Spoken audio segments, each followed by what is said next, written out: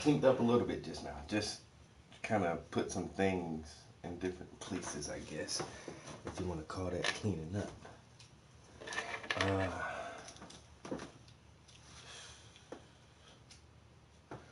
I definitely need to get something else on canvas soon, real soon, because I'm almost finished this piece I'm working on now.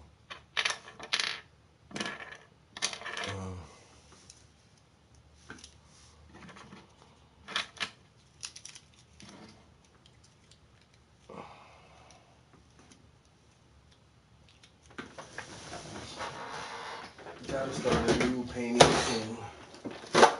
It's gray as hell and cloudy as hell this morning. Doesn't look very nice outside, I'll tell you that right now. It's not looking nice out there. Oh well. Make the best of it. Whatever that means. Whatever that means, you know? We'll make the best of it.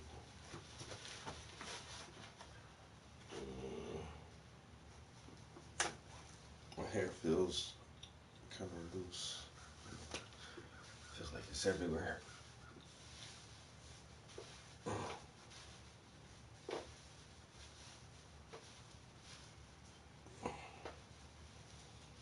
Oh my God.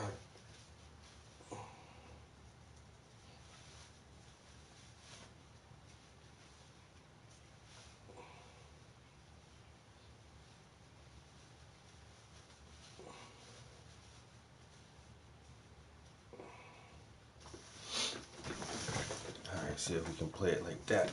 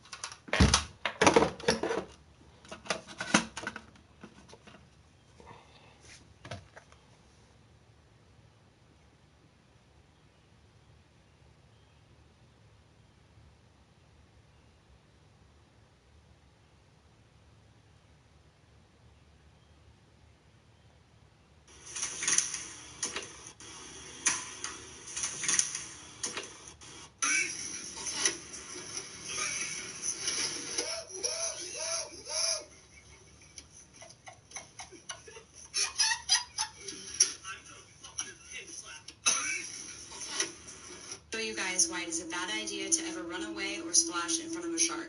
While I'm splashing, you can see this tiger shark continues to follow me. This indicates that I am prey. The better thing to do in this situation is going to be to face the shark head on, stop and make eye contact with it, and if you need to use your hand, place it firmly on top of the shark's head and continue following through. Excuse me, sir. Where's the meat at? Do you know? Huh? Hey, my fault, big bro. Excuse me, sir. Where's the meat at? Do you know? Huh? Hey, my fault, big bro. I guess you wonder where I've been. I searched to find the love within. I guess you wonder where I've been. I searched to find the love within. Put your head down. Now you gotta hold real still because I got this hot comb and it's hot as hell. I'm about to get the back of his neck. Hold still. Hold. Put your head down. Now you gotta hold real still.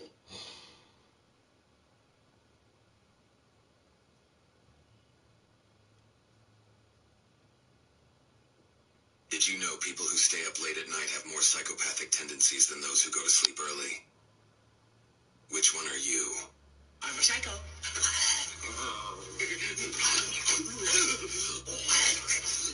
Did you know people who stay up...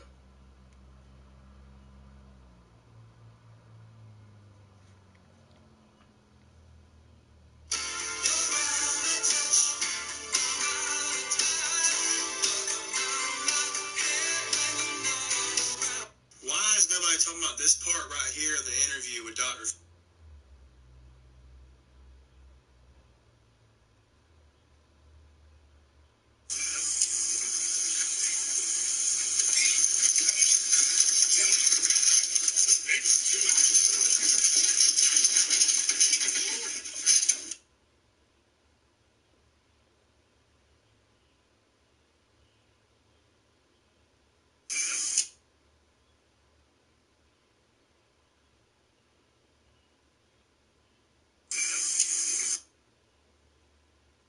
Why?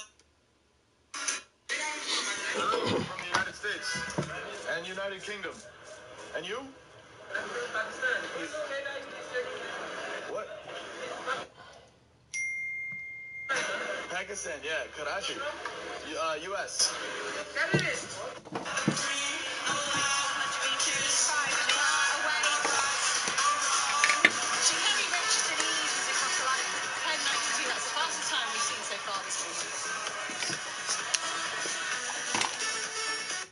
We at your house with straps, waving and clapping. Clip longer than the nap Jesus took when slavery happened. Nigga, 1933, the government got themselves into trouble and they owed a lot of gold. And so what'd they do? Article 6102, they declared a bank holiday. All the banks shut down for a week. No one can get their money out of the bank. When the banks open back up, gold's illegal. You're not allowed to own it, and you can't get your gold. And we have serious concerns about the physical and mental health effects of the current protocols promoted for the care of children and adolescents in the United States who express discomfort with their biological sex. This declaration was authored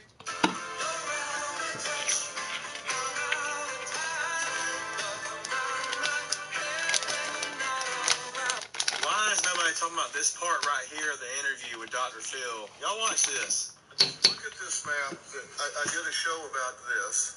The red is where Chinese government has funded by...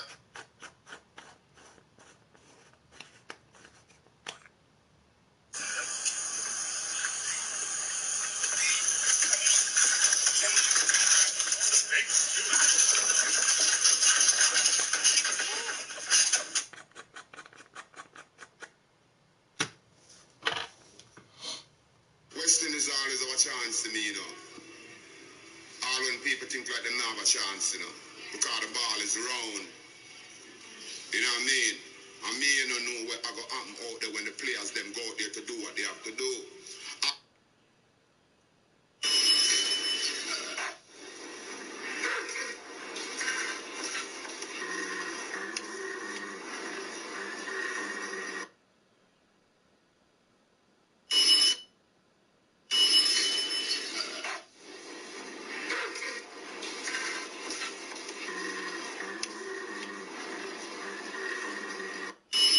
You never go wrong eating fresh. Big changes for the world's largest sandwich chain this morning. Subway announced it's removing a controversial chemical from its bread. Komizu was good. Controversial, we mean like controversial like the NFL isn't ready for a gay player controversy? Or like Subway bread chemical collecting our phone metadata? Or does this chemical want to build a mosque at ground zero? I mean, what chemical are we even controversing about? The chemical we are talking about here, azodicarbonamide.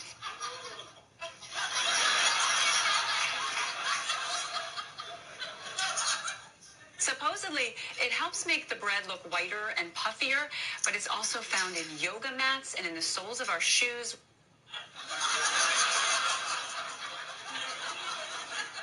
You never go wrong eating fresh. That's why I don't, bro. I just rather cook as much of my food as I can, man. You know, I just rather cook my own food, because if I gotta eat yoga mats, and I just won't.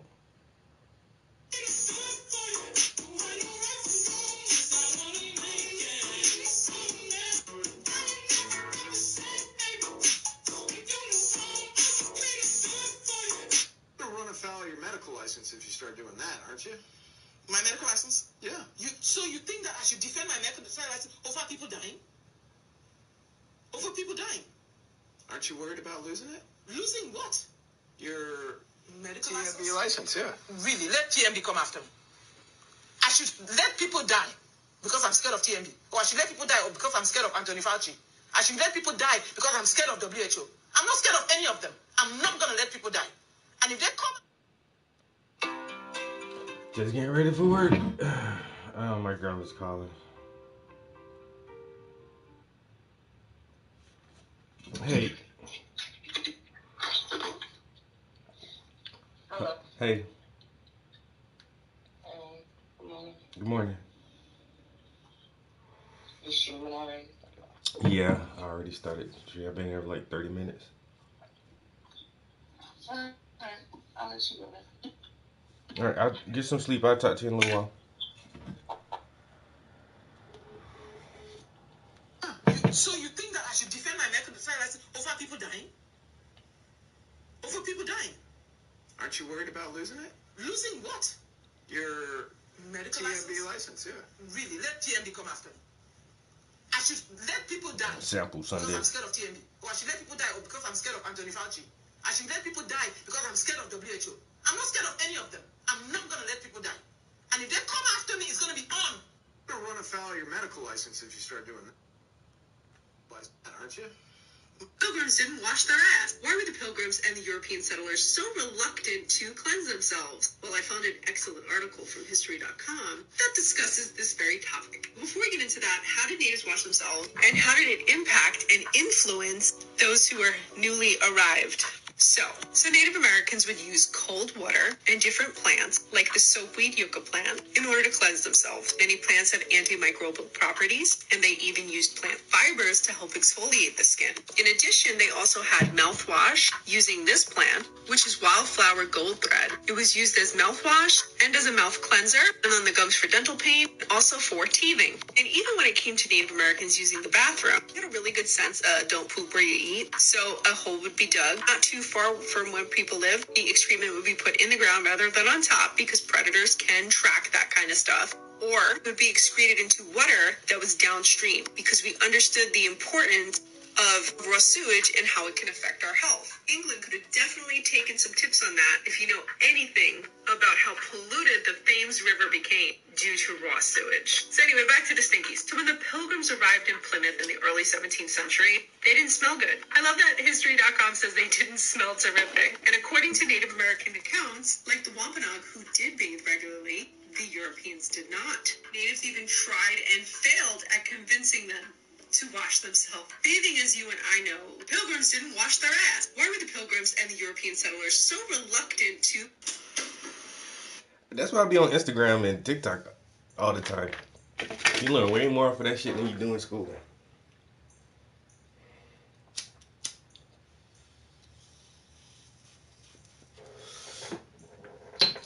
Indians was like, y'all look weird.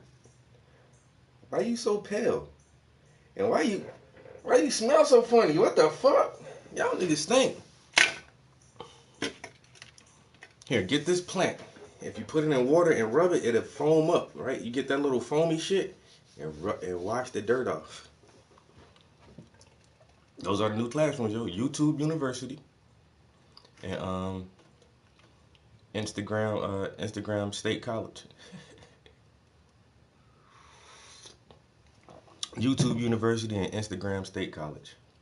I don't know why my face itching so bad. I got an ingrown hair or something. Fuck.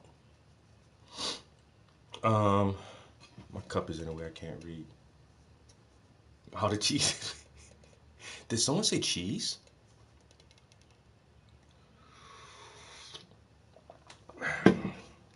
Did someone say cheese?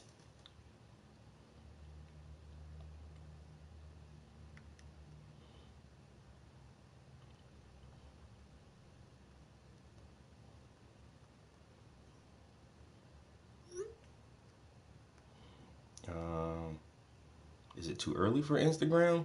Amazing. People don't be up like us, man.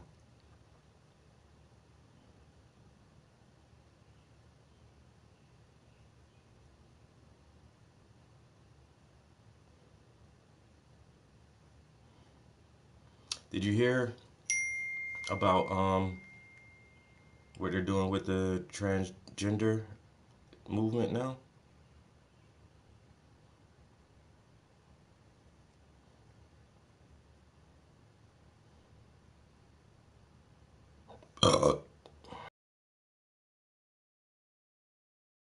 Motherfuckers is tired of the transgender thing.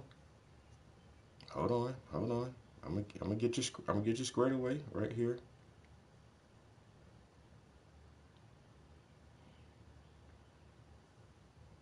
Where I thought I saved that.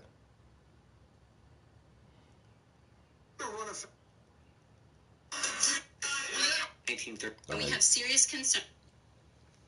serious concerns about the physical and mental health effects of the current protocols promoted for the care of children and adolescents in the United States who express discomfort with their biological sex.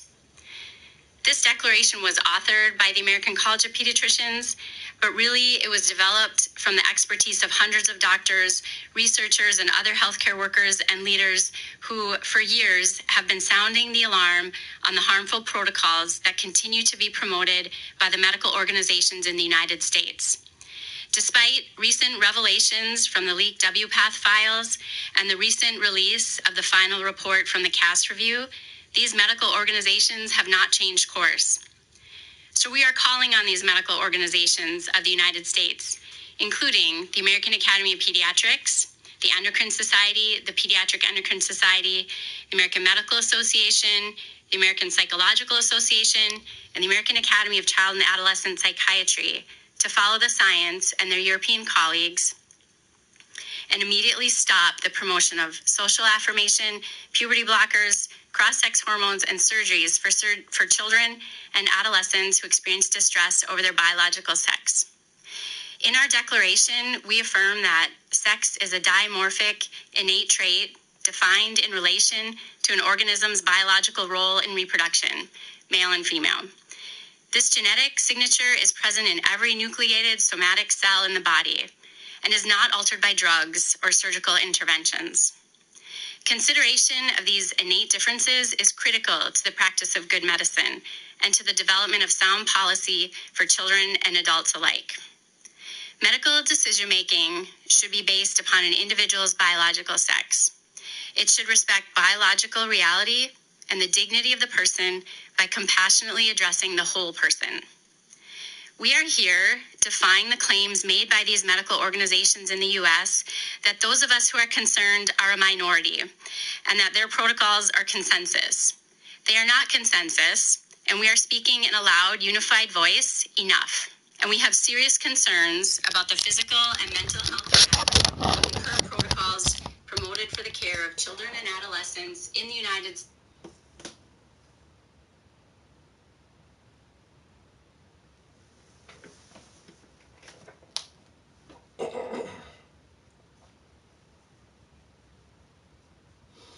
So what she's saying is, y'all been pushing this whole body dysmorphia, gender ideology thing for over 5 years now. It ain't even been a whole decade. Well, close to 10 years, something like that. But she's a TikTok junkie. So what they're saying is, all right, y'all been doing this shit for a while now, you know, and it's been going on for long enough that we have research data. We have enough years of data to analyze. It's fucked up. We're fucking these kids up. Stop. All this promoting, all these pronouns and fucking different types of ways of being, cut it out. Stop. This is dimorphic, related to reproduction. It's in every cell of your body, male or female. Drugs won't change that. Surgery will not change that. You cannot change who you are. Stop fucking the little kids up. When they're confused, stop giving them drugs and puberty blockers and hormones, and stop chopping their little body parts off. We're done. That's what she's saying, and that's about fucking time. If you're an adult and you want to do whatever you want with your body, that's you and your body, your own decisions as a mature adult. If you're a kid and you're confused and you're unsure and you've been influenced by social media and peer pressure and entertainment, that you don't know what you like or how you should be, then just give it some time to figure that shit out. Take some time to figure it out until you're an adult. And if you feel like you may want to do something extreme, then do it then. Not as a kid. Period. It's about time. I'm all about the kids. I'm all about freedoms too. I want everybody to have the freedom to do whatever the fuck they want to do. Because I want to be able to do what I want to do. I want to be able to do what the fuck I want to do and say what I want to say and live my life the way I see fit, the way that pleases me. And I want everybody to have that same ability and opportunity to be who you are and to live the way you want to live. Adults are weird. Leave kids alone. Leave them kids be kids into it. You like leave them be kids and enjoy that. Exactly, man. Exactly.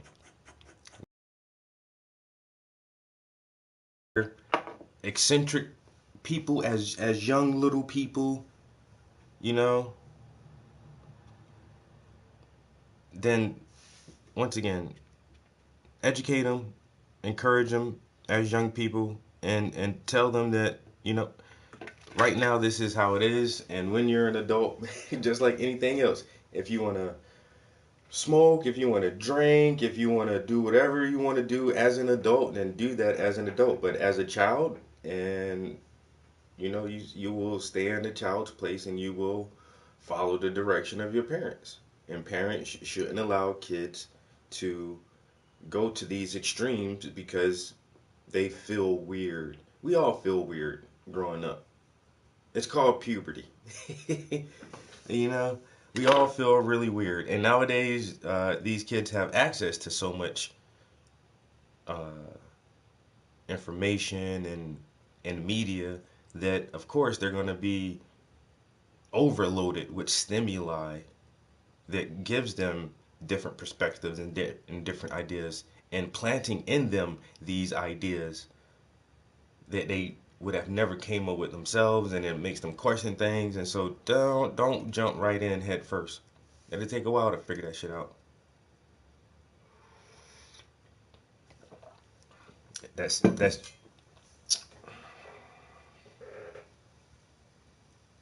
how simple. How more simple can it be?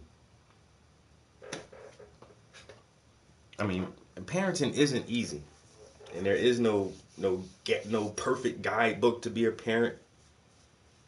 And we're all gonna do it our different ways, but protect them kids and let them motherfuckers grow up first before you try to make them into who you think they should be or who they think they should be. Because a 10-year-old, a 14-year-old, a 16-year-old doesn't know who the fuck they're gonna be when they're 40. They don't know. Even when you're 35, you don't know who you're gonna be in the next 5 years. So why would you let a 7, 8, 10-year-old make such a drastic decision? Yo, Funky Lollipop, how you doing? How's the art going? Yo, what up, what up, what up, what up? Good morning, good morning. We're in the studio on this beautiful Sunday morning. Well, it's cloudy and it's raining, but it's still a beautiful day because I got out of bed this morning. You know what I'm saying? I still woke up on this side, on this side of the grass. You know what I'm saying? If you're on this side of the grass, it's a good day. It's a good day. You got one more chance to do something, you know? You got one more chance to do whatever that is. So, good morning to you.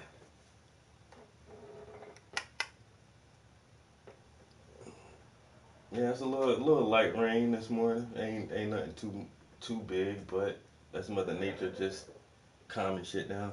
That's why I was happy I got out there and cut my grass yesterday. Did all my yard work. Did a little bit of weeding and some pull out the weed eater and edged up some of the walkways. So now with all this new rain coming down, probably have to cut the grass again this weekend, bro. But the grass up here, as soon as you just sprinkle a little water on that bitch, that shit grow like 4 inches. God damn, just calm down, grass. I just cut you yesterday.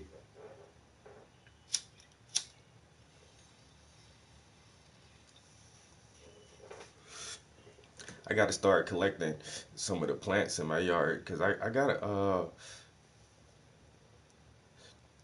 got mugwort outside and an ass of fucking dandelions. And there's you can make a drink from dandelions, a health drink, and I think you can make like tea from mugwort too. So I was cutting the grass. I'm just mowing over all that shit, cutting all that shit down. People just say, "Oh, it's a weed," but there's some plants that just grow like that that actually have like some really good health benefits. So when my grass grow up next time, I got this one patch. Ass of fucking dandelions just grow there. I have to collect them motherfuckers. Mushroom tea. Yep. That chaga mushrooms. The chaga, it grows on trees. Like the little mushrooms that like grow on that, like on the bark. It look like a little a awning sometimes. How they look. That shit be hard as hell. But you can take that chaga. That shit is healthy for you too.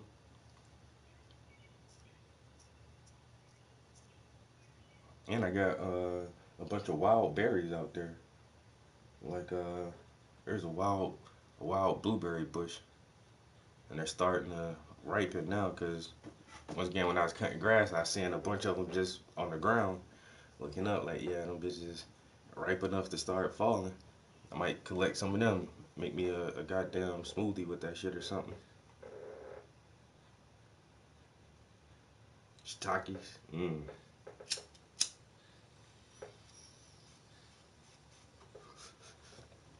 Mushrooms in general, bro. I like mushrooms, man. They're fungi.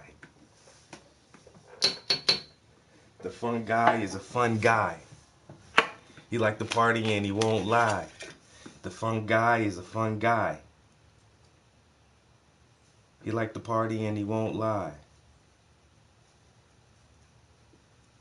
I get my pigs, go rooting in the dirt. Find me some truffles, put it on alert.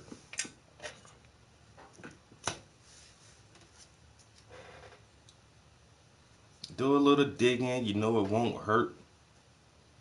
Get you some mushrooms by putting in that work. Now I got a sandwich. Now I got a salad. Now my whole diet is looking really balanced.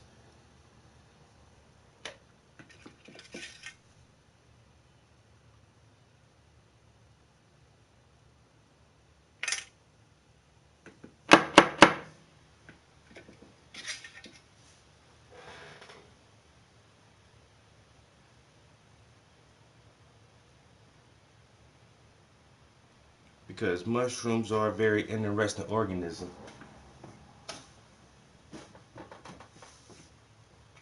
Eat 'em up, put you in a new position. Now you're feeling healthy, now you're feeling right. Because you in the mushroom and you see the light.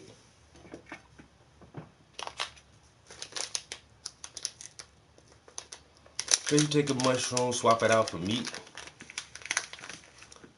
Got a mushroom burger in the Swiss cheese, make it neat.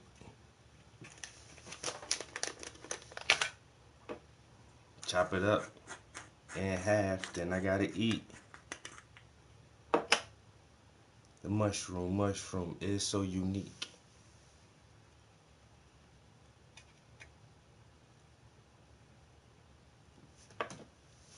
I hear a new song coming down about the mushrooms. I'm chilling in the mushroom.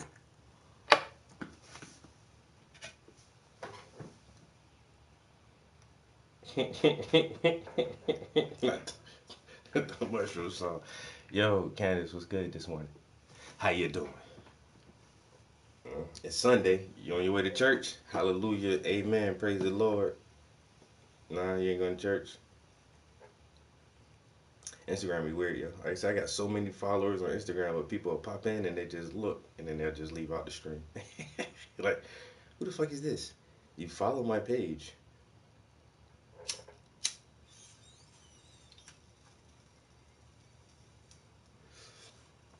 Most of the people I follow on Instagram don't even do like live streams. But if I do catch one of my followers, like somebody I follow doing the live stream, I watch that live stream. That's why I follow their page. I think they're an interesting person. Try to see what they're doing, what they up to for the day. You know what I'm saying? You're working on something creative. You're doing something creative. You're going somewhere interesting. You're sharing some new type of information that I've never heard. Let me sit with you for a second to see what you're doing.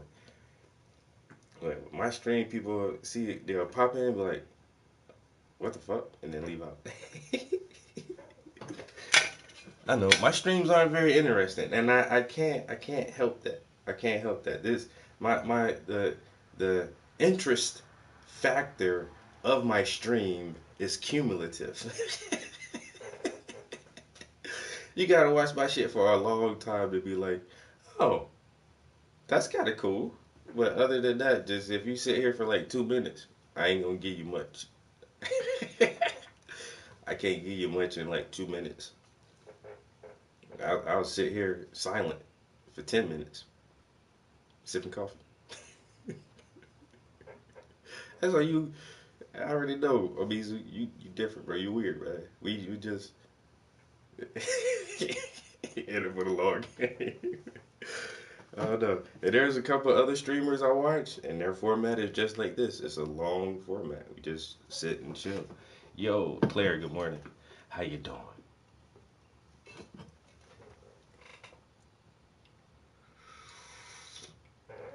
Yeah, man. It's like I say, this is why I continue to do my stream, because over the years I just see like there are a few people who get this. They get it, you know, and it's kind of needed because there's not a lot. So I'm trying to fill that little hole. I'll be that guy. You know what I'm saying?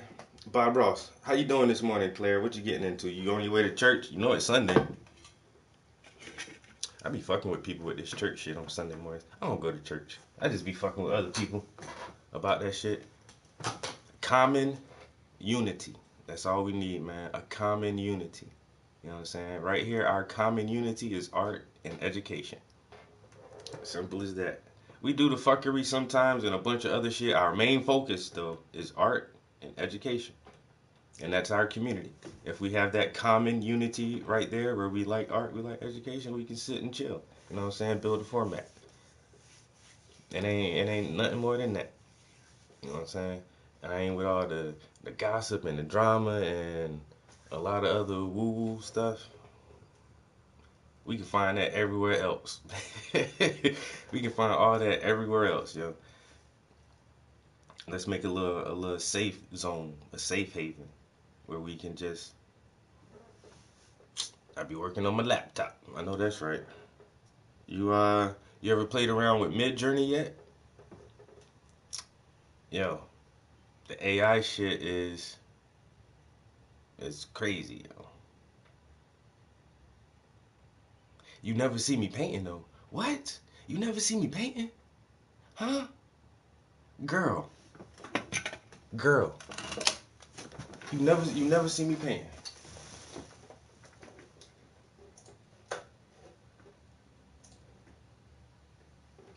me go to my channel, my YouTube channel. I have 1.21 subscribers. How many videos do I have? 2,000 videos. 2,000 videos of me in the studio painting. 2,000 videos. I will never see you painting. Videos of my TV show. A lot of people never saw this. In Long Island.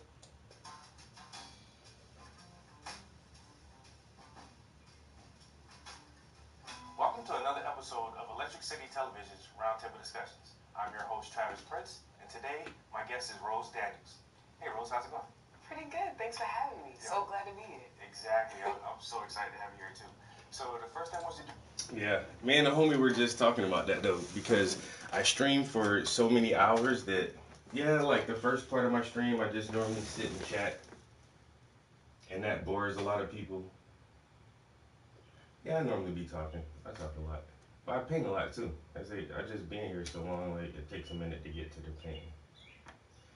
But for this piece, for the past couple of days, we've been trying to detail some of the chocolate sauce,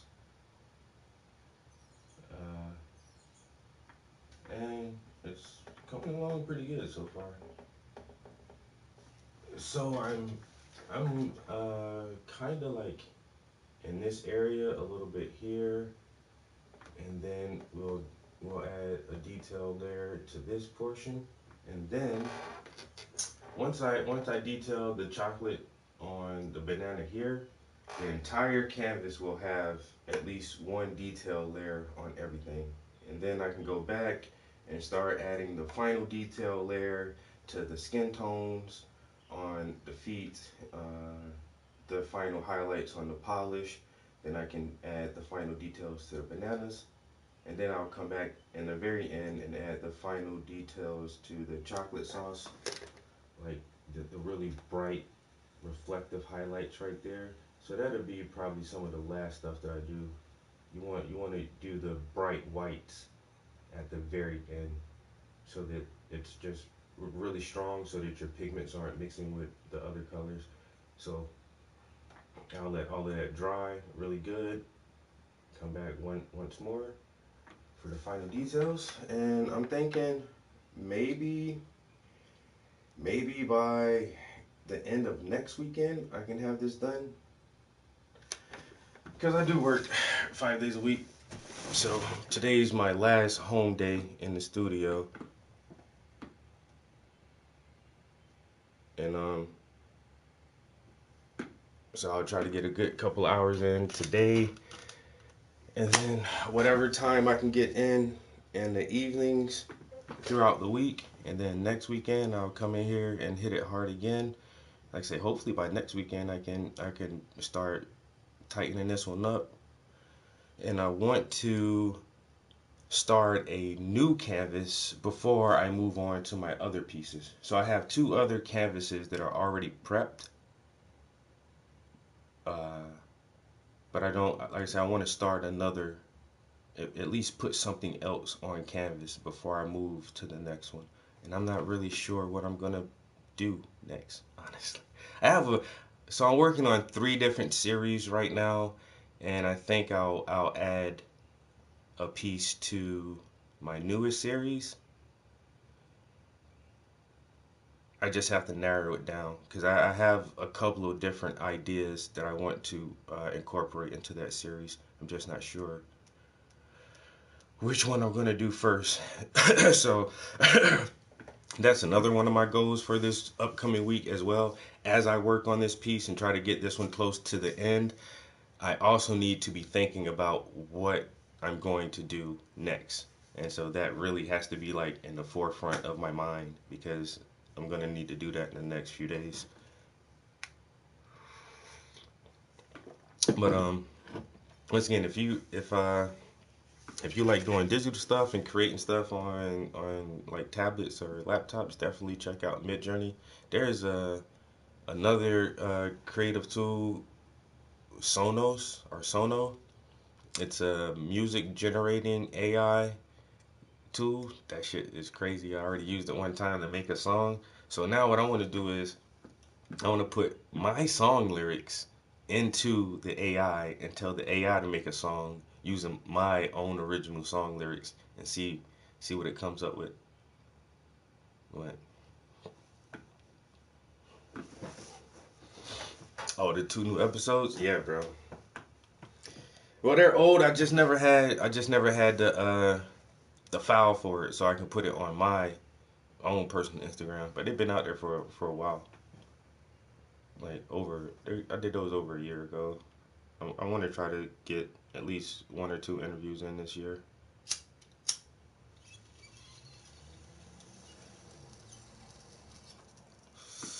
All right. So let's do a little painting real quick. We already been here for about an hour anyway.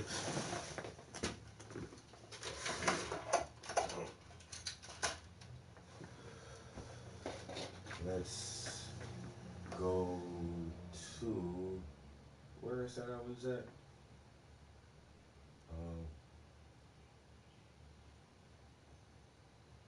Well, actually,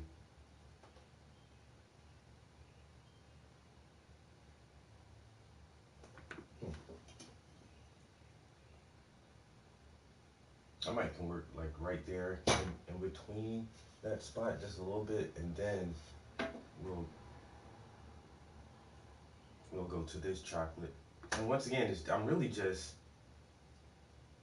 tightening up some of the tones a little bit. The next time I'll do it is I'll be a little more intense, I guess, because there's not much actually. There's not much actually.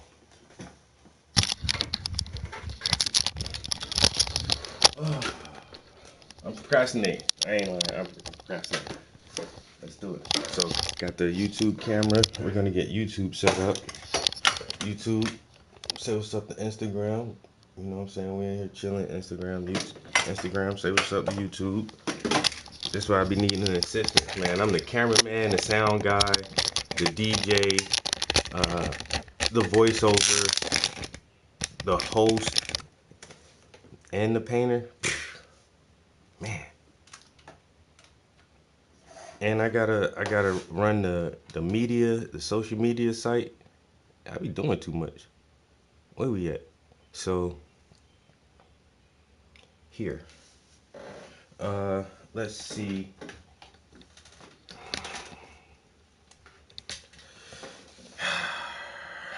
All right. So I need something to listen to. Instagram is still live. Nobody's in Instagram right now. I might shut it off and do YouTube.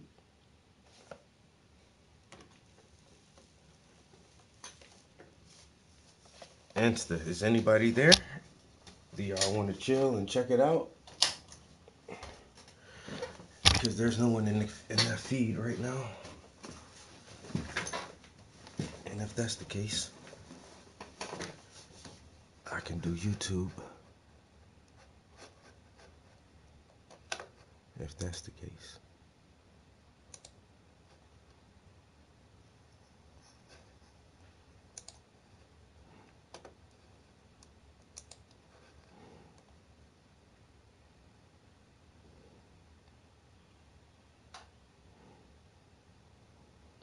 Yo, I seen a clip the other day. J. Cole went to a Tesla dealership, I guess, and tried to get. He was just looking at the Cybertruck, but you know how J. Cole be dressing. That motherfucker dress like a bum sometimes, which is cool. He don't dress like a bum. He dress comfortable, and it always looks like J. Cole dressed like I did yesterday, a Saturday morning, and you just need to run to the grocery store real quick. So you're just going to the store to get like some bacon, eggs, and pancake mix for breakfast. You're not gonna throw on your best shit. You leaving out the house for 15 minutes and coming right home. And that's how he always dressed. This motherfucker just have on some regular sneakers, some Nikes or something, some sweatpants, or some normal ass jeans and a t-shirt. And his dreads aren't really tight, twisted like mine aren't super tight, but not in pajamas, but you know what I mean. But his hair be looking crazy sometimes, and he just be wearing like regular clothes. And so he went in the Tesla dealership and he touched the damn Tesla. He touched the truck. He just touching, just trying to see how the metal feel on it. And the lady's like, whoa, please, sir, don't touch that. I don't think you should be here, like, cause she ain't know who he was.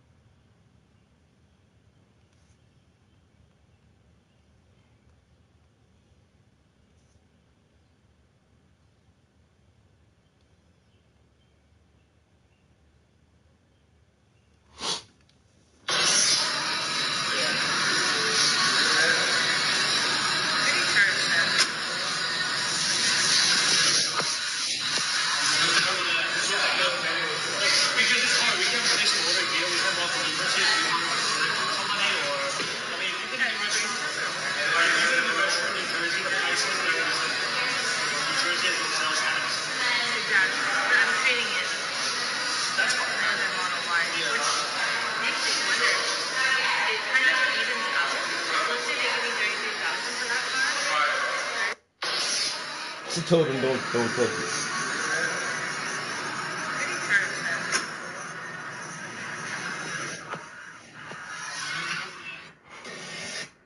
Have you guys seen this video of J. Cole at Tesla? He approaches the Cybertruck, touches it, very ugly. The truck, not J. Cole. And the employee... He said polo shorts, that don't seem bad. And she shoos him away. This is the universal hand gesture for shoe, right? We can all agree on that? Fan recognized J. Cole. I don't know what. Shop, it got like a M managers or something on there. I don't know what kind of shorts those are. But it's just a plain, he has on a plain blue t-shirt. And I live in, but also that's the city too. So a lot of people in bigger cities like that, how they commute, they don't have vehicles, so their commute, they carry backpacks with them. So they can have their laptops and their maybe a change of clothes and their water bottles and keys and everything else if they're going to be like taking public bikes or Ubers around the city or whatever. So a lot of people carry backpacks, you know, but at the same time, like in the area I'm in, if you see somebody with a backpack, they may be transient or unhoused or something like that. And so once again, he just had on like regular clothes. He's carrying a backpack around, and like how his dreads are. So I can see like if you don't know who he is, he just, oh sir, please don't touch that truck, bitch. I can buy you, literally. Don't play me, bitch. I can buy you.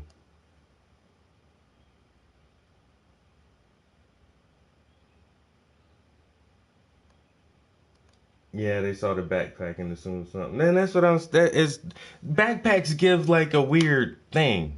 But once again, in certain bigger cities, it's common. It's a very common thing for someone to, you know, travel with a backpack, and I can see that. But then sometimes a backpack can, I don't know, it seems weird for a grown adult in a certain situation. And so I get it.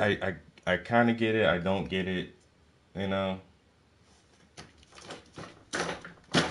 he didn't go in there, you know, even with like slacks and a nice polo shirt, you know, with his hair pulled back in a ponytail or something. No, he just had a solid colored T-shirt, some shorts, his socks pulled up, his hair, wow. He was just looking like, oh man, ooh, check out the Cybertruck. Damn, this shit. Is it metal? Is it aluminum? Is it what? Let me feel this. No, please, sir. Please don't touch. Bitch, I've been in the finest places. I've slept in the finest beds and eaten the finest food. I've touched the finest jewelry.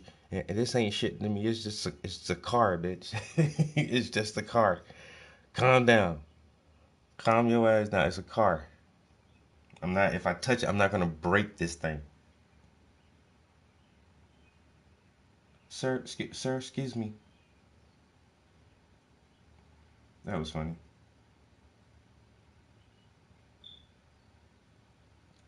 A girl I used to date, she worked at the Hilton Hotel, and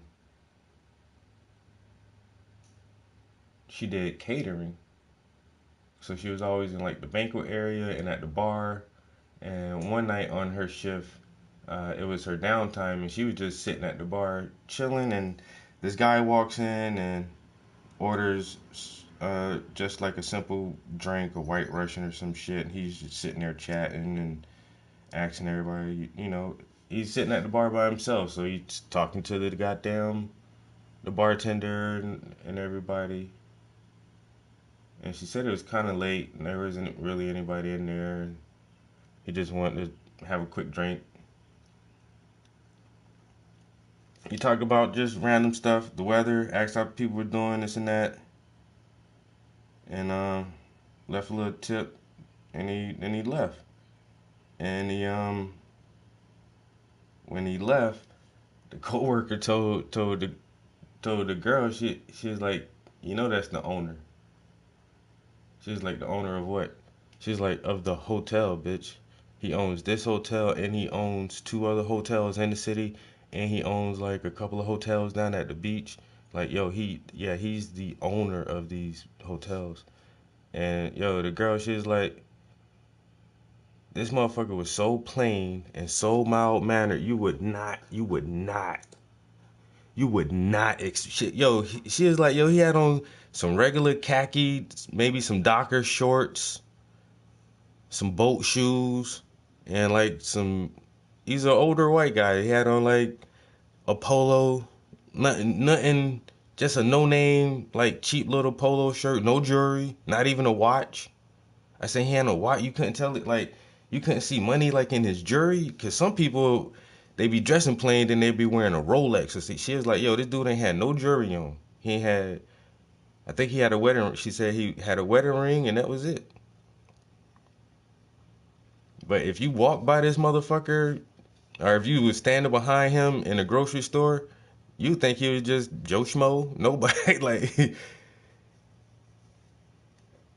yeah, they saw early group art show I was in, had a similar thing happen. I showed up first, went to the opening, me and the curators, and one of the curators came to me and said the exact same thing. Oh, mm-hmm.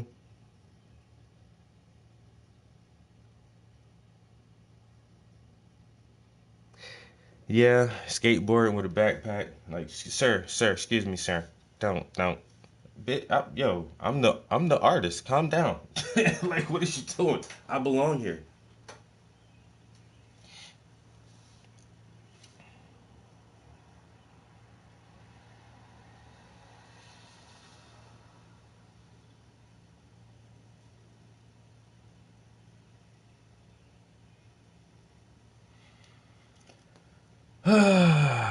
They say don't judge a book by its cover, but that's exactly why we put covers on books.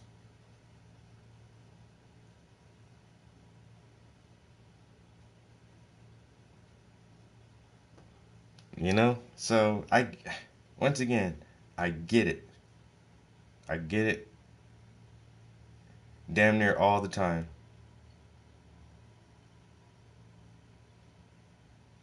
Damn near every time I get it, because it's hard. It is so hard to put aside our biases and treat everybody and just start off with a base level.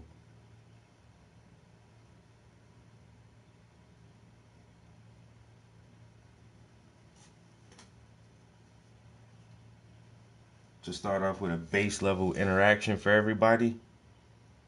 Because, I mean, in certain situations, you just can't. You just can't give a motherfucker the benefit of the doubt.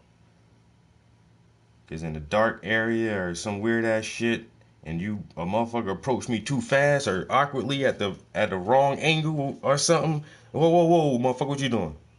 Back up, bitch. What's good? What's going on? You know what I'm saying? In certain situations, you can't give a motherfucker any kind of lead way.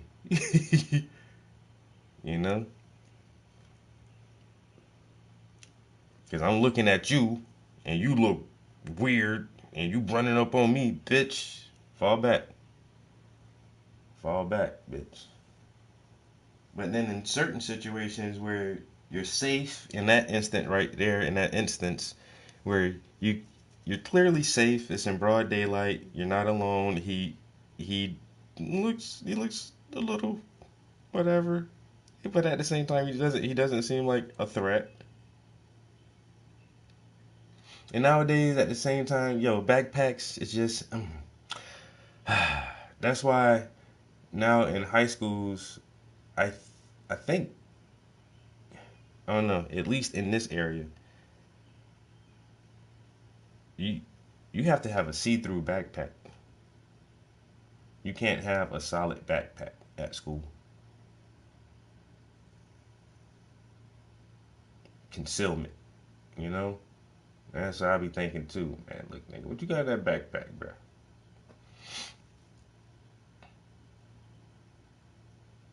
So I get it. Motherfucker's crazy. The world is weird. So once again, I understand that shit in almost every fucking situation. Almost every situation, I can understand the caution.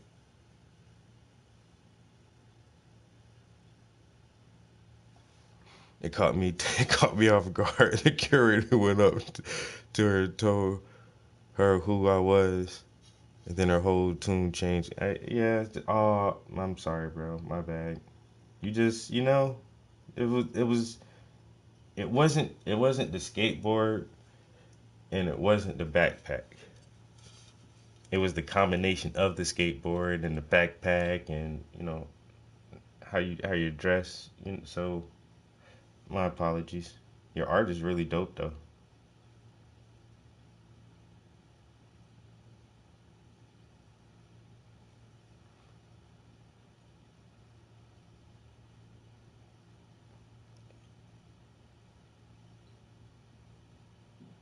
No, I don't think I've ever had anything like that happen. The one thing that did happen, which I found, it's still hard for me. I thought it was funny, actually, and I didn't acknowledge it because I didn't see the point in putting forth the effort. But I had some art at this one pop-up show, and I was actually like kind of gallery sitting that day. And so a group of young kids, now my art is, of course, super black, especially in this area, because there's not a, and I'm not even bragging or there's just not a lot of black artists in this area that make really dope black art who's out in the scene, trying to push it. And that's why, excuse me, over the past few years, I have become as recognizable as I am because I really try to push my art. Anyway, so I'm at the gallery, and I have 3 paintings up, and they're self-portraits. 3 self-portraits. And a group of young kids come in, college kids, and they're looking at the art, and I'm walking around the gallery. Hey, how you doing? Hi, hello, da-da-da-da, okay. And so they get to my art, and I hear the one girl say, whoever this artist is clearly has no clue of what composition means, and this and that, and that's the. As soon as I heard that, I kind of like fucking, I don't know, that shit just kept repeating, and I almost tuned out everything else she said and everything else everybody else was saying after that. Because the one guy, it was two girls and a guy, and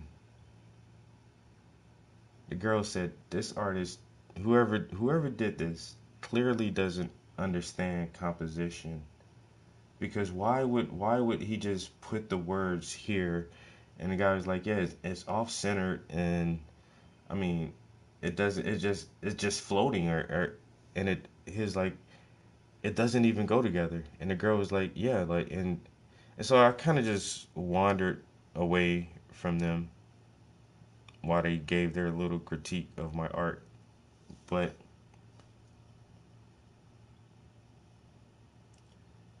I don't know. I think it was purposely done because I greeted you guys when you came in, and these are clearly self portraits of me. So it's like you guys didn't even want to ask like, "Oh, why did you do it this way?" or "Are you the artist?" or anything like that. No, they just I think they did that shit on purpose, trying to hurt my feelings, but they didn't. Y'all can critique that shit. You can think the composition it's a poor composition, but I don't know. I specifically wanted it to look like that. So they were just trash talking my art in front of me. And even if I've been to different shows before where does the art wasn't of my taste. It wasn't of my flavor. I'm not gonna trash talk the art in front of the fucking artist though.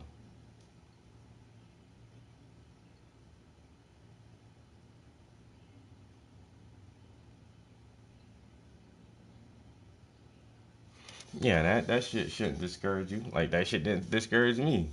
You guys are probably some art students or you've taken an art class because the first thing she starts critiquing is the composition, not the details or the execution of the brush strokes or the light, the composition of the light and shadow in the piece, which for that series was the main thing that I was focusing on, honestly. And even beyond like each one of those pieces, the first idea was I want to do something with a really good play on light and shadow, and so that was the entire motivation for those pieces. And then I built the concept around just this deep light and shadow play. But you couldn't even critique that. You didn't even say anything about the play of light and shadow that I was able to put in there. Not so. By her saying that, it's like, are you an art student? Whatever you think, you know, somebody else taught you some shit. You're just regurgitating something else, and you can't even see that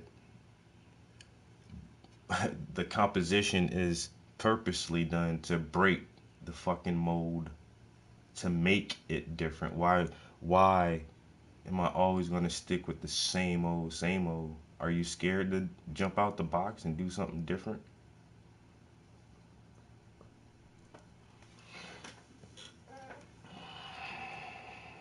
Because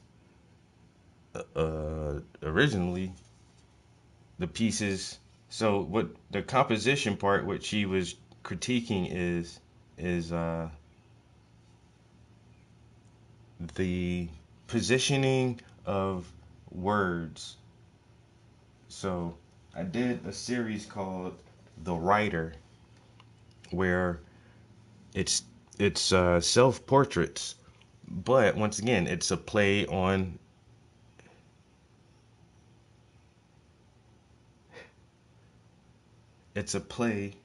light and shadow.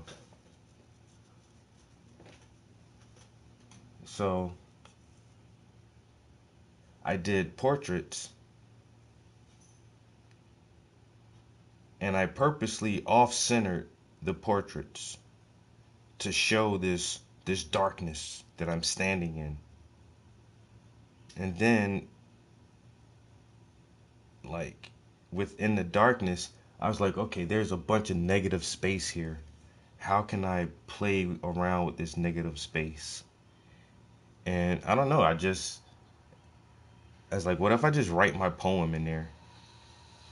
Just to throw, like, completely randomize this shit and to use this deep shadow and this dark negative space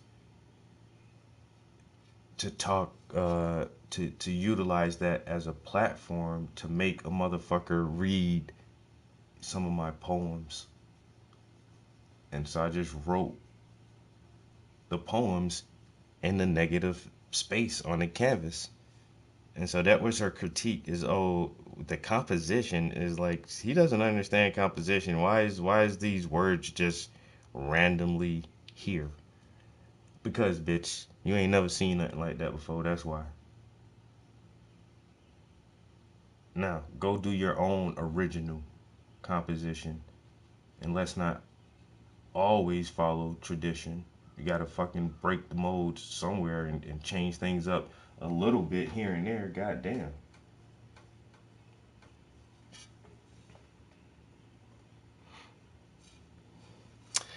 Yeah, I say just some art student trying to sound smart. You ain't gotta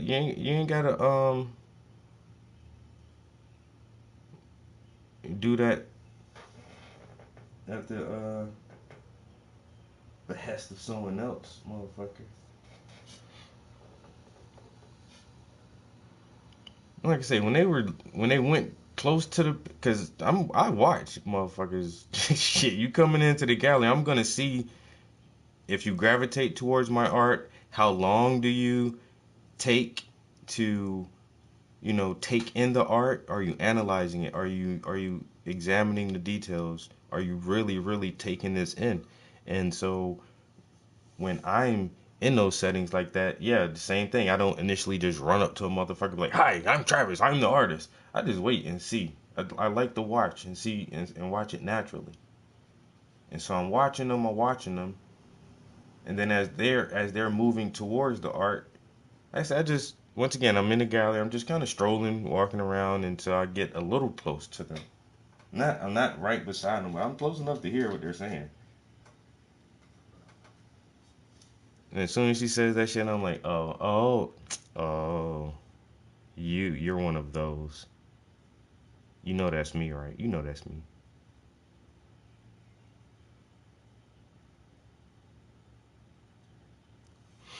Or maybe not.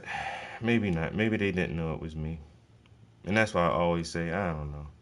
Because a lot of times people say, people think it's a painting of Tupac.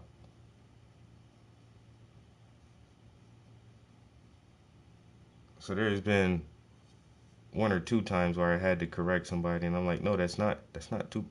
Well, not correct them, but they asked, is that Tupac? And it's like, no, that's not Tupac. Once again, I can kind of look. Hey, all black people don't look like motherfuckers.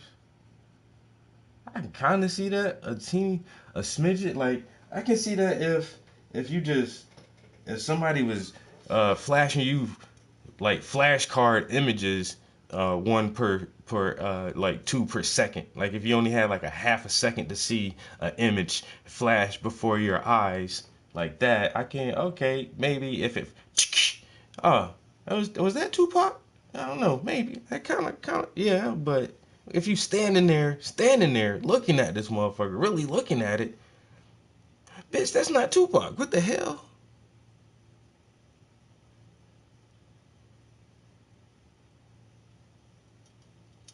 Because of your sun sign. Yeah, man, you can't be putting little meanings in your art, man. You can't do that.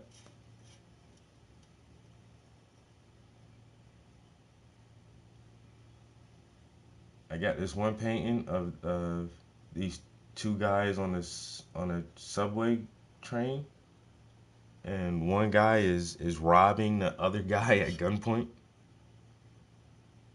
And I had that I had that hanging in the gallery one time, and I wasn't there for this, but somebody came into the gallery and told the director, like, I want you to take this painting down. This is promoting gang violence. I'm like, this is not promoting gang violence at all. This can bring awareness to gang violence.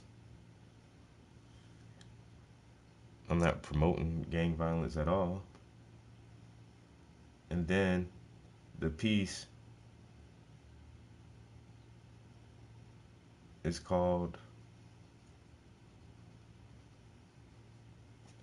In Plain Sight.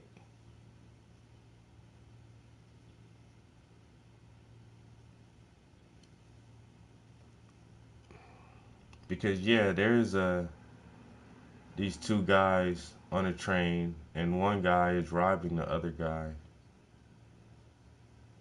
But if you look at the scenery in the background and really take in all the details, there's a little tag on the train car that says,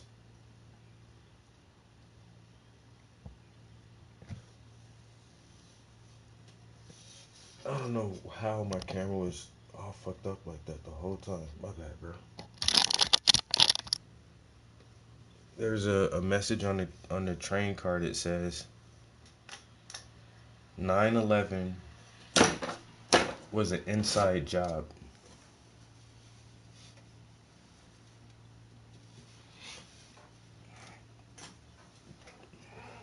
But no one ever sees that. No one ever sees that part.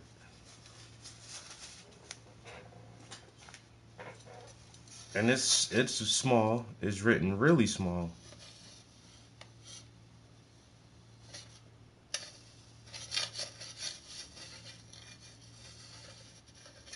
Because you gotta learn to pay attention to the details. That's the small things that matter. And sometimes they're right in plain sight. And so while you're worried about this one black guy robbing this other black guy on a train, which is a very violent crime, you don't want to look at the big picture and notice the biggest criminals who cause and create some of the most heinous crimes ever. All that shit always gets glossed over. And you try to make little people into big villains and make the big villains seem like they're not really doing anything bad at all.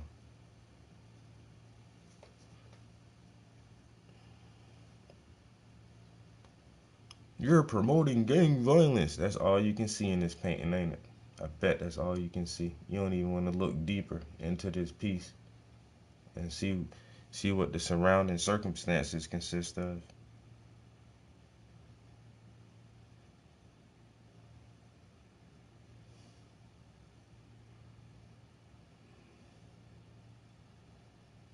Stay asleep, my friends. Stay asleep.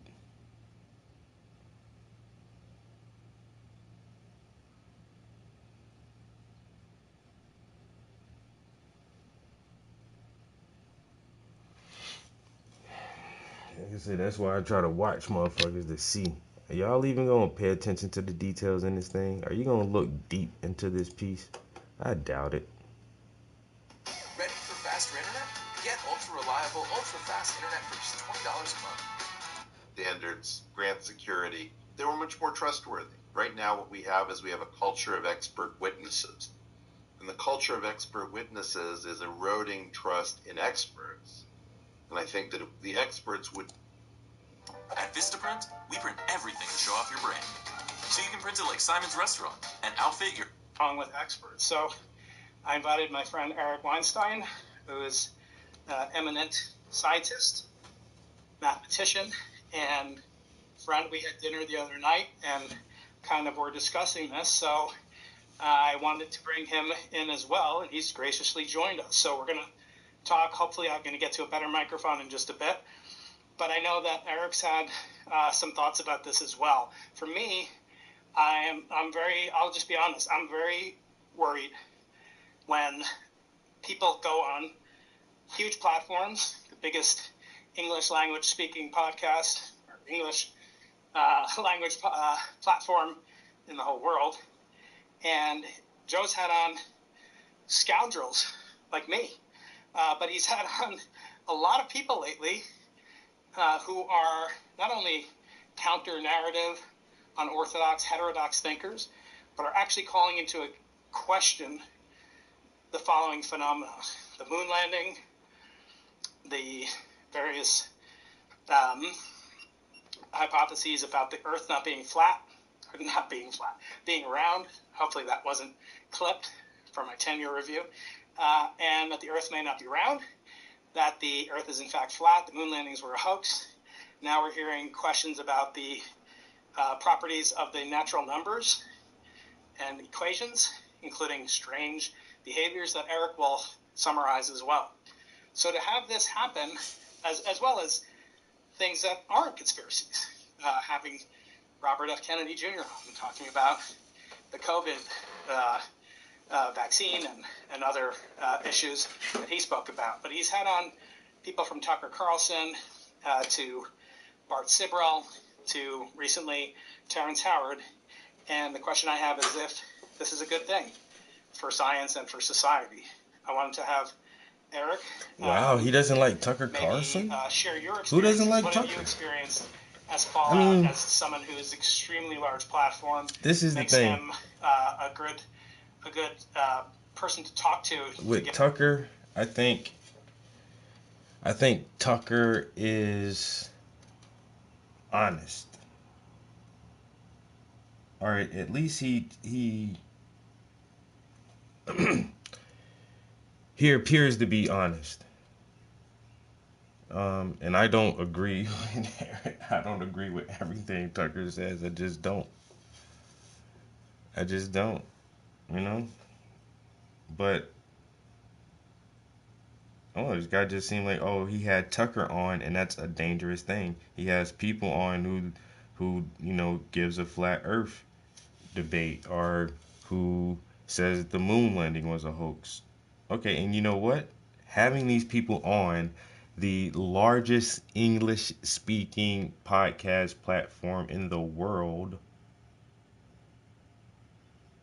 either strengthens the proof and the evidence, or it diminishes it and makes you think in a different way.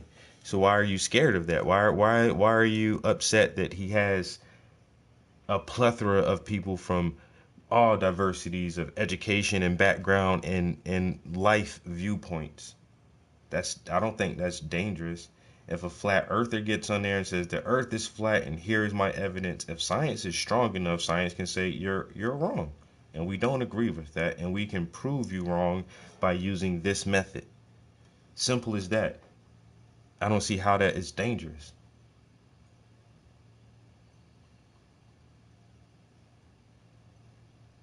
If Robert F. Kennedy comes up there and says, you know what, after several years of research since 2021, for the past 4 years, we've been trying to understand this COVID thing and the fallout from it, and we're finding a lot of stuff could have been done different, and they were giving us a narrative that may not have absolutely been correct. And that's fine, because now it's a counter narrative to what they initially told us. And that, the things that people are saying now, like 2 years ago, would have been false information or disinformation, but now it's not disinformation. Why? Because we've learned more and we understand more, and there's proof of this shit now. So having somebody with opposing viewpoints or a different world belief isn't a bad thing. So now this guy he's the host of the show. I've never listened to this guy before, I don't think. But I do know Eric Weinstein. He's a physicist and he's a very, very smart guy. And I've listened to him on several different podcasts, on the Diary of a CEO, on Joe Rogan. I listened to him in conversation with some other guys in his field. And like I say, he's not a bad actor. He seems like a good science guy. So I am aware of him, and I have really agreed with some things he said, and I like his perspective on science and physics and how the natural world works.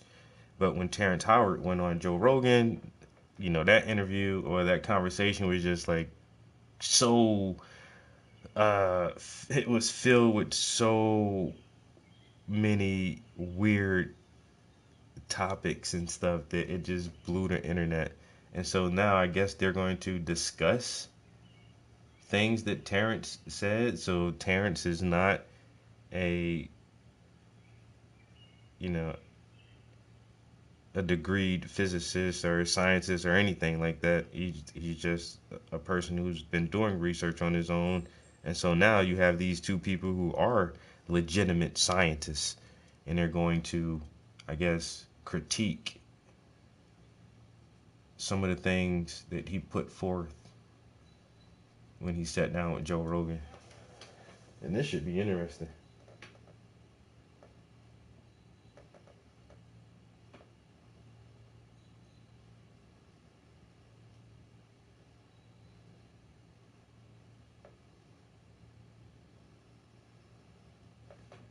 Get his appearance, his perspective on this whole matter. So, Eric, if you're able to, could you unmute and help us walk through this perplexing situation of the distrust in experts in science? I guess I find myself in a relatively difficult position because it's very clear to me that the experts have failed and that the vacuum left by the collapse of institutional trust is now going to be filled by things that are not an improvement necessarily on the expert perspective. That the expert perspective is really a victim of, I would say, the political economy. When you don't pay experts, you don't give them high prestige, you don't give them the ability to chart a course through a life the way, let's say, professors were once able to do with academic freedom, very high standards, grant security. They were much more trustworthy. Right now what we have is we have a culture of expert witnesses. And the culture of expert witnesses is eroding trust in experts.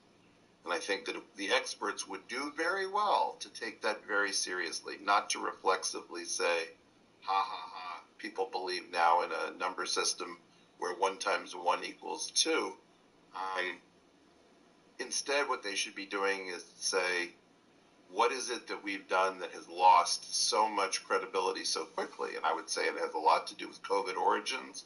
It has a lot to do with not acknowledging national security issues and pretending that they aren't national security issues. This goes under the heading of covert operations, which are deniable operations. That's not a conspiracy theory. In fact, it is what, let's say, the CIA is tasked with, not just intelligence, but also doing things that can be denied.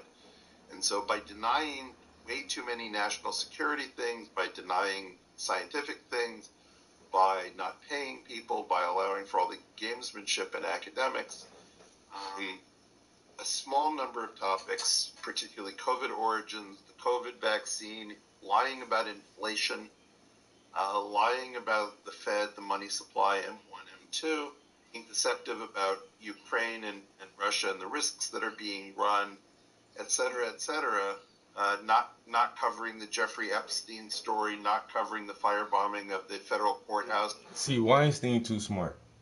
This motherfucker is a physicist. You supposed to be coming in here talking about Terrence Howard's 1 × 1 = 2, but he immediately throws in government, wars, Jeffrey Epstein's pedophile ring.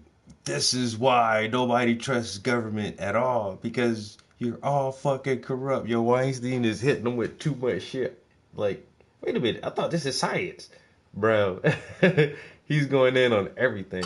Issues and pretending that they aren't national security issues. This goes under the heading of covert operations, which are deniable operations. The CIA. Conspiracy theory, in fact, it is what, let's say, the CIA is tasked with, not just intelligence, but also doing things that can be denied.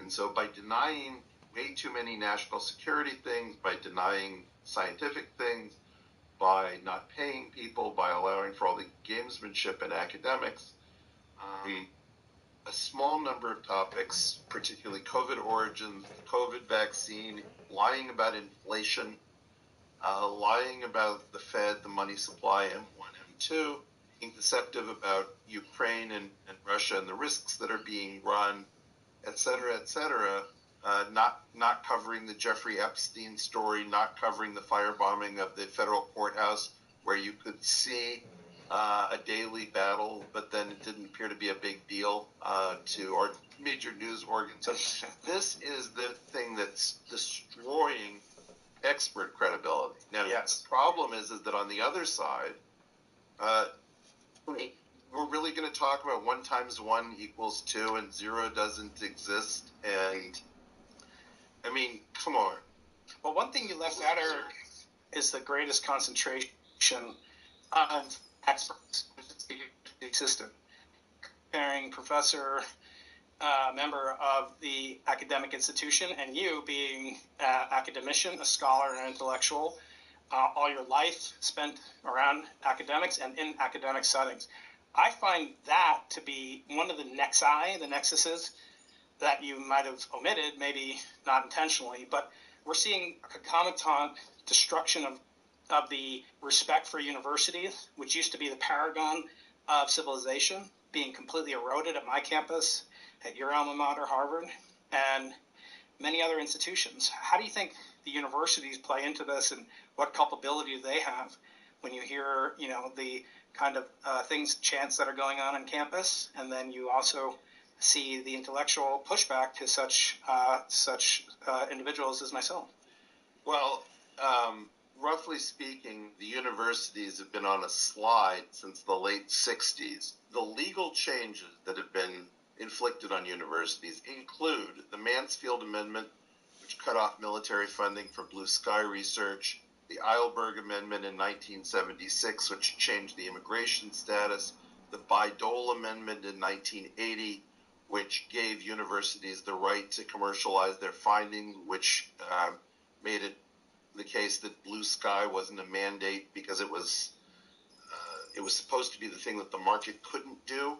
And then we doubled up. Then we did the Immigration Act of 1990, the NSF and the National Academy of Sciences through the PRA and GUIRR divisions lied about a labor shortage where they knew full well that they were trying to suppress wages, but they were claiming a demographic shortfall so that no one would be around to do science and engineering.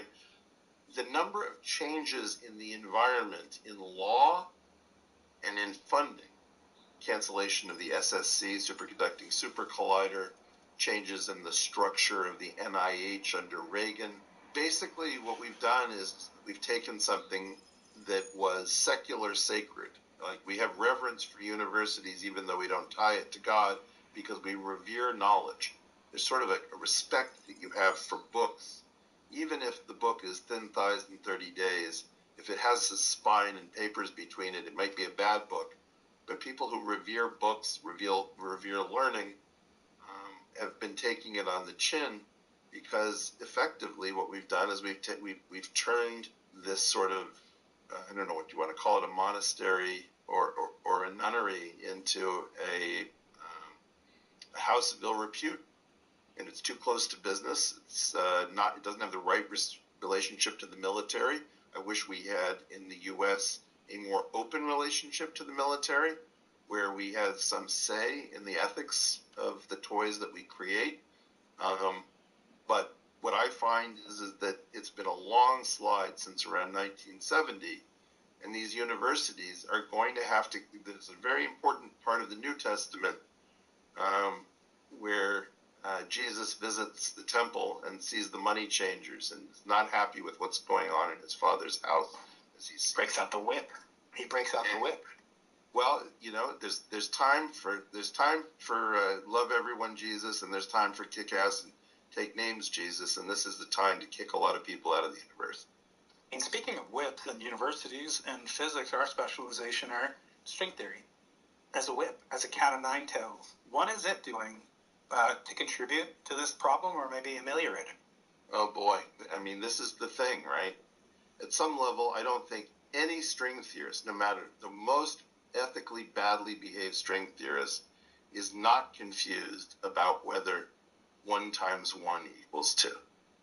And it is also the case that the thing about string theory that no other field does is it attempts to murder all of its rivals. Not by success, not by proving things through experiment and prediction, but it has a particularly simplicidal attitude that I've never seen anywhere else in academics. It is the belief that no one else is doing anything, and if anyone else does something, then they're part of our team. That is the sin which is in part leading to this becoming possible. The reason that this is possible, this podcast, is because at some level people can see, well, obviously the string theorists are lying. They're lying about their level of success. They're lying about their competition. They've been 40 years promising people things will be different 10 years from now. And people can tell that you're peeing on their leg and saying that it's raining. And their feeling is, if you're doing that behavior, maybe I can't trust you down to the number 0 or down to what it means to do a simple arithmetic operation. And also looking at the confluence, again, of we're in an election year. We've got the same 2 candidates we had. We have, at various times, different mental pandemics, physical pandemics. Now we're seeing a mass sort of revelation and maybe even a mea culpa, a teshuva moment. How do you see what's happening with recent forced revelations? And by the way, for those that don't know, Eric was probably the first person I knew who was on this. We got to know each other very well at this time, 4 or 5 years ago. And this was almost immediate to you, immediately apparent to you, these charges of racism and so forth against those that spoke about COVID. Where are we at with COVID? Is it time for a reckoning? Can we say mea culpa? Can we let people off? Do there need to be orange jumpsuits? What do you think about that, Eric? We need a deep and painful reconciliation over the lies around COVID. Period, the end. How can you trust this same government that was responsible for many of the attempts to suppress, conceal, and call into question so-called conspiracy theorists, that they're now, kind of the blue ribbon panel that's responsible for this as well? The first thing we have to do is we have to get the allied fields to stop using science as credit card for political expediency. That is, public health is not science. I'm going to repeat that. Public health is not science. When you have to communicate something like wash your hands or, wear a condom before sex, and, part of it has to do with we'll get celebrities to say things that rhyme. You're trying to spread information. You have hypotheses in public health that, people aren't very smart. They're not very capable of following along protocols. Things should be simple, to the point. So this created a disaster. We told people, only crazy people need masks. Don't be a worrywart. This is no worse than the flu. And then it was, no, it's the Black Plague. You must wear masks. And then it's, you'll kill grandma. You'll kill grandma. Well, maybe you would kill. Don't wear it. Maybe you would kill grandma, but yeah, you know what? Maybe you're going to damage. Next one, you will. Maybe you're going to damage kids by keeping them home, and maybe you're going to throw the world into a dangerous state by shutting down businesses. What we need to make sure that public health is on its own. You guys want to lie to the public? Fine, but I don't want to get all the credibility from the anomalous magnetic moment of the electron out to 10 decimal places of accuracy and throw it away on Anthony Fauci's changing position on masks. I also don't want, if our biowarfare program is housed inside of NIAID, remember that's the National Institute, and then we'll de-emphasize allergies, and let's highlight an infectious disease.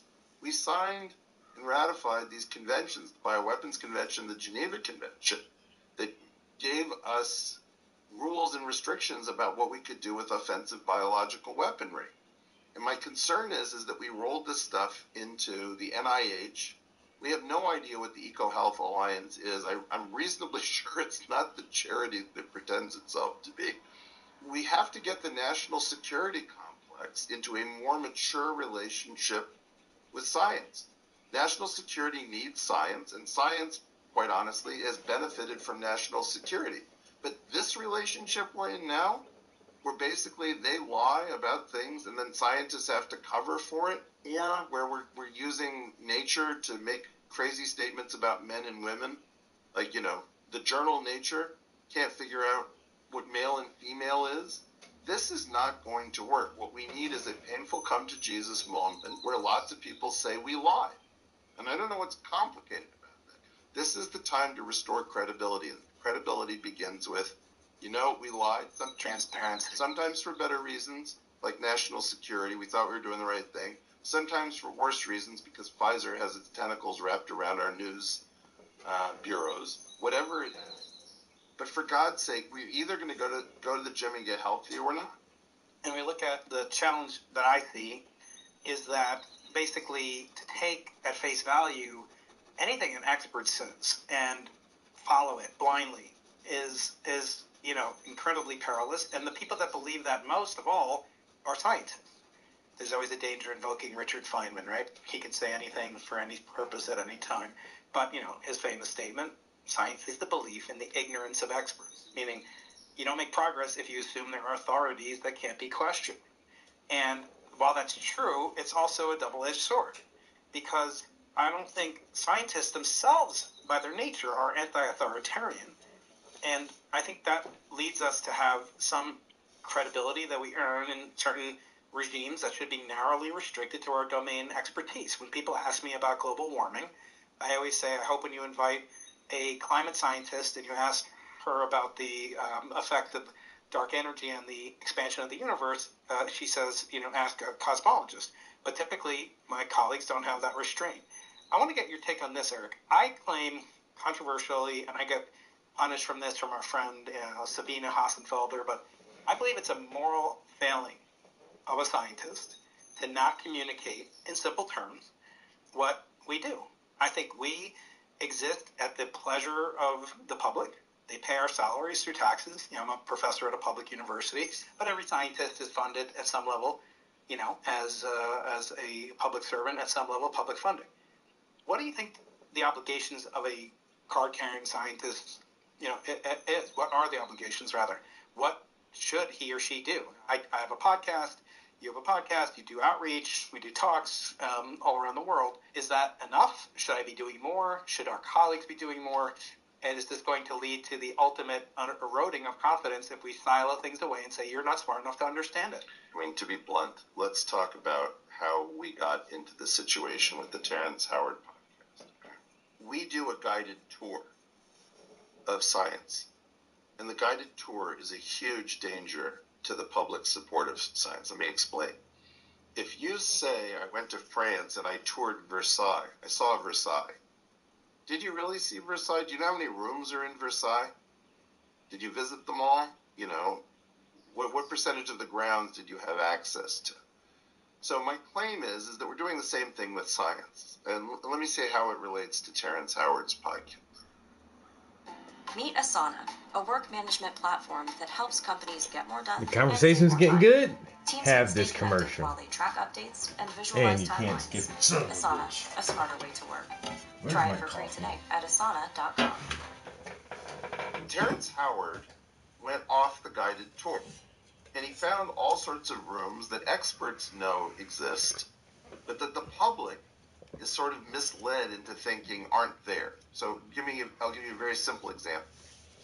The periodic table. There is no the periodic table.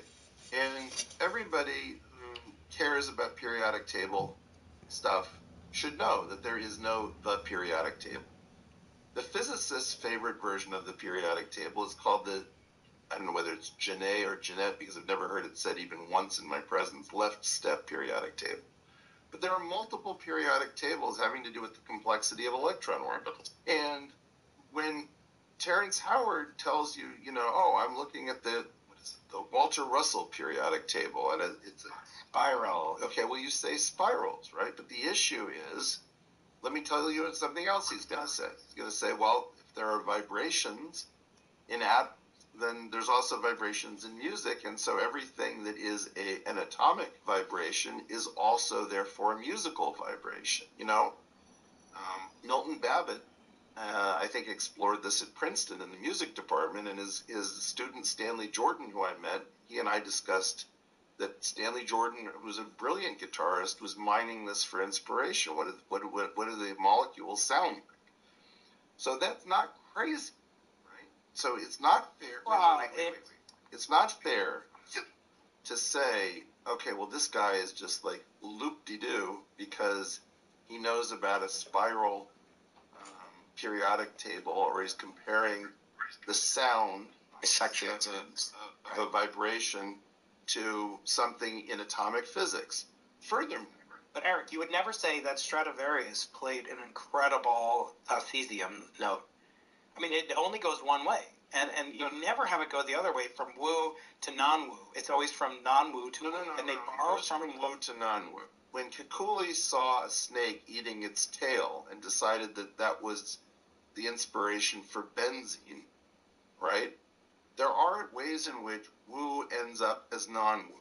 So again, the thing is, you and I can also have a different perspective. You may say that there is no instance of woo becoming non-woo. I don't mind disagreeing, but I warn you, I know a lot of history. The thing that I'm going to say is that it pays not to rush off Terrence Howard's appearance with the back of our hands. And let me say where I was headed with this. The circle of fifths in music is not a circle.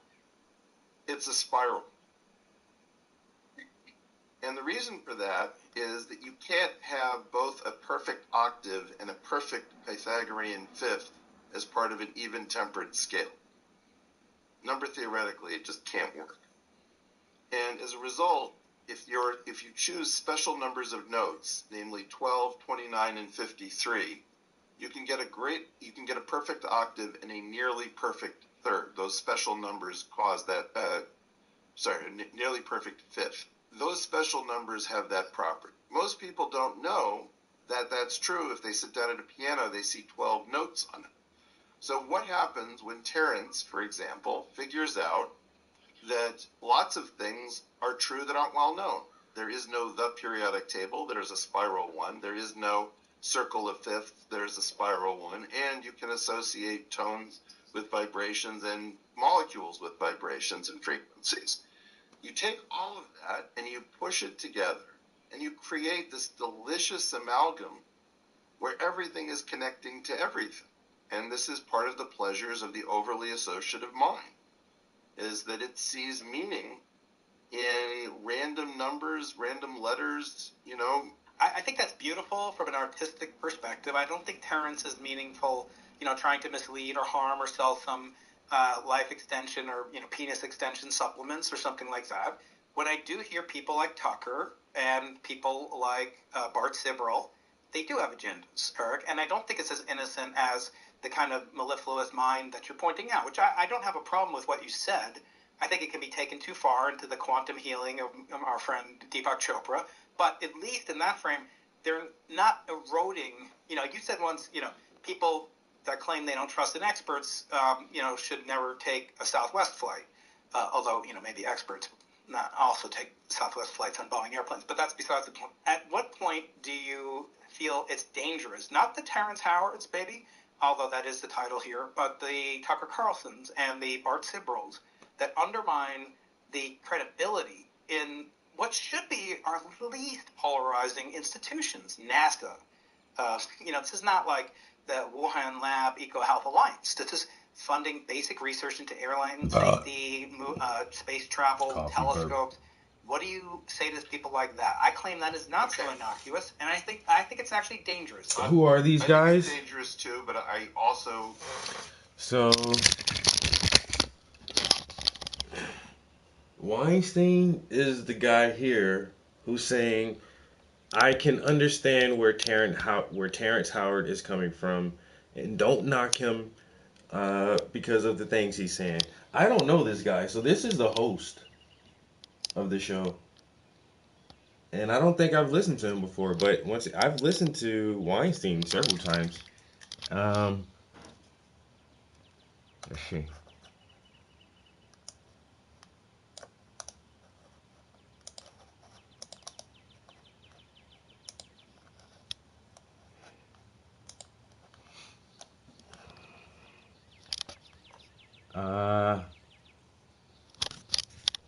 Very popular guy.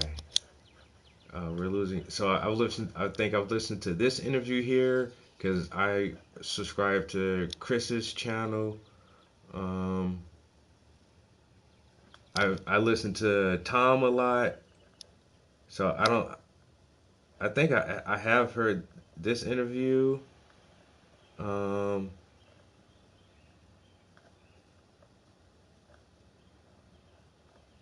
Diary of a CEO, Lex Friedman. Of course, I've listened to that one. He's been on Joe Rogan a couple of times. Right here, Eric Weinstein. Joe Rogan introduced me to Weinstein, and so he's a physicist. He's a legit hardcore physicist. But he talks about like government conspiracies and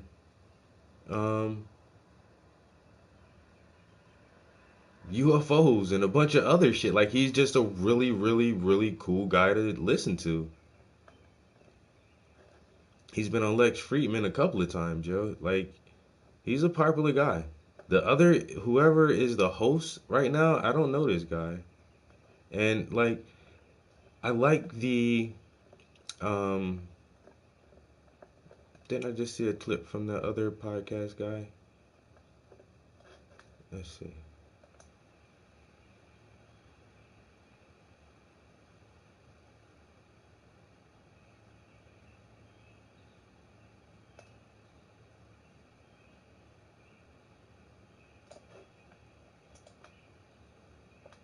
In general, my style is about leaving in the crumbs and the messes. But sometimes there's little things that shouldn't be in the photo that don't. Unless we can somehow channel the technology of interdimensional space beings.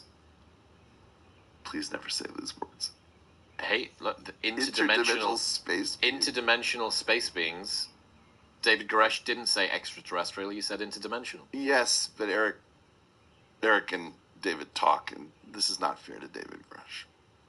David Grush knows that he's a physics BA. He knows he's not a PhD. He's repeating things that have been said to him. He had the presence of mind to try to give standards, grant security. They were much more trustworthy. Right now, what we have is we have a culture of expert witnesses. Yep. The culture of expert witnesses is eroding trust in experts.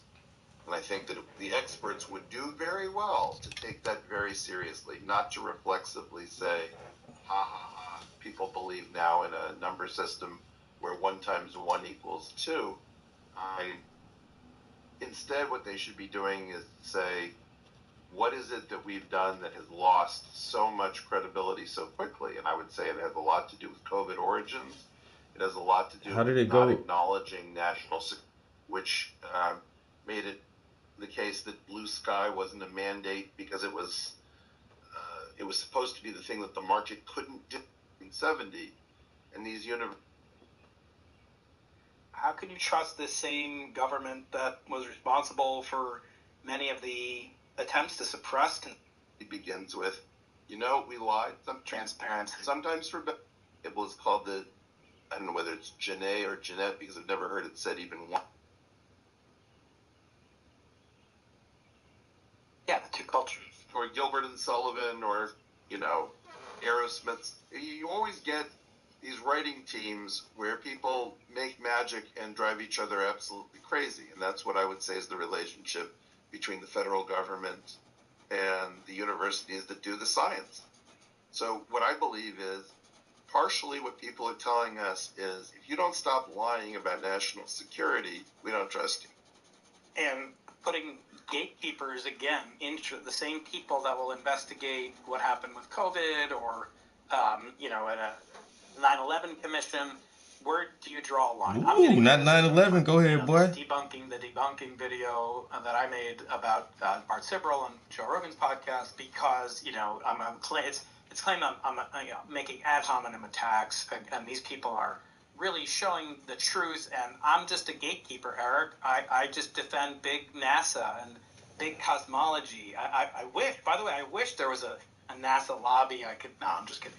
But the point is, it's almost like we don't have any comity, that we cannot agree that we can differ, and I can present scientific facts.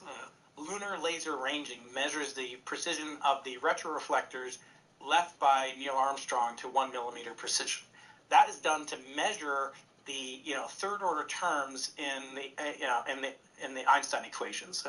For looking for departures from the inverse square law. These are not things that are controversial, like we're battling for Cold War supremacy. This is fundamental physics, and it's being doubted by people that have agendas, that have films and projects that they want to propose in books, and want to get on big podcasts like speaking to people like you and Joe Rogan and Lex and others. Lex so Friedman. What is to be done with people like that? Yo, Lex Friedman is another big podcaster, yo. Questionable because we question the COVID origins, and we question the 9/11 if it was an inside job and so forth. That now everything is on the table to be questioned. And at what point can we draw a line without being accused? We can differ, and I can present scientific fact. Wow. Well, I don't know. Like, I get where you're coming from. Anybody who questions if 9/11 was an inside job, I'm on your team, buddy. You got me there. I don't give a fuck what else.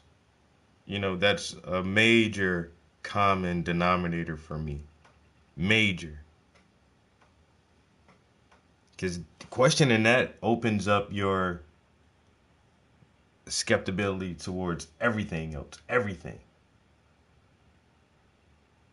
So, I don't know. It sounds like he does question if 9/11 was an inside job, or I don't know if he's putting that in the same realm as flat earthers. So do you agree with it or do you not agree with it? Because the earth is flat and 9/11 was an inside job. They both sound kind of crazy. But 9/11 being an inside job is way more feasible. Way more. I have bumper stickers. I'm not lying. I'm not joking at all. This is literal. I have bumper stickers. 9/11 was an inside job.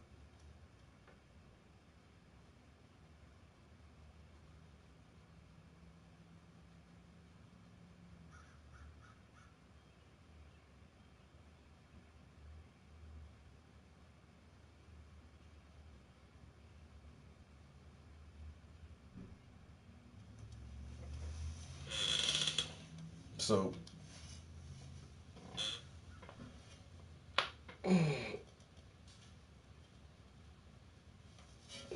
if you believe that, you're good in my book.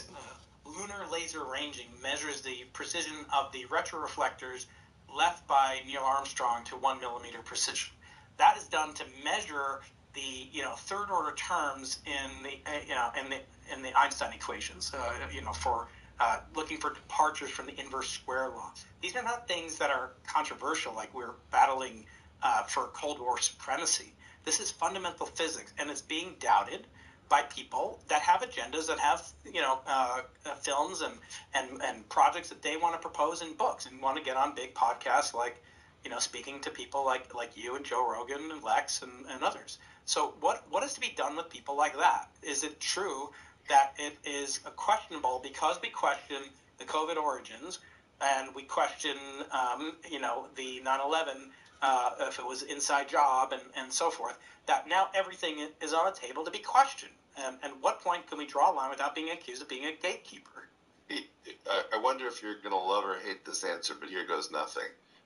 Okay. If you take Building 7's collapse, the instant I say Building 7, an enormous number of people get very either excited or disgusted. In other words, Building 7 was a thing that happened, but you'll notice that you're not allowed to have questions around Building 7. I think it's the only collapse of a building of that type ever recorded in human history, and if you find it interesting, there's something terribly wrong with you. So my point is not to make any new headway on Building 7. It's to say whatever that thing is doesn't work anymore. In other words, if I can prove that this is the only building that's ever collapsed with a story like that, it is interesting in and of itself. And telling people nothing to see, move along is incredibly creepy. Assume that it collapsed exactly as the official report says. There's nothing weird or... That's fine. Well, but telling people that you are creepy for finding that weird or interesting is partially what's fueling the backlash.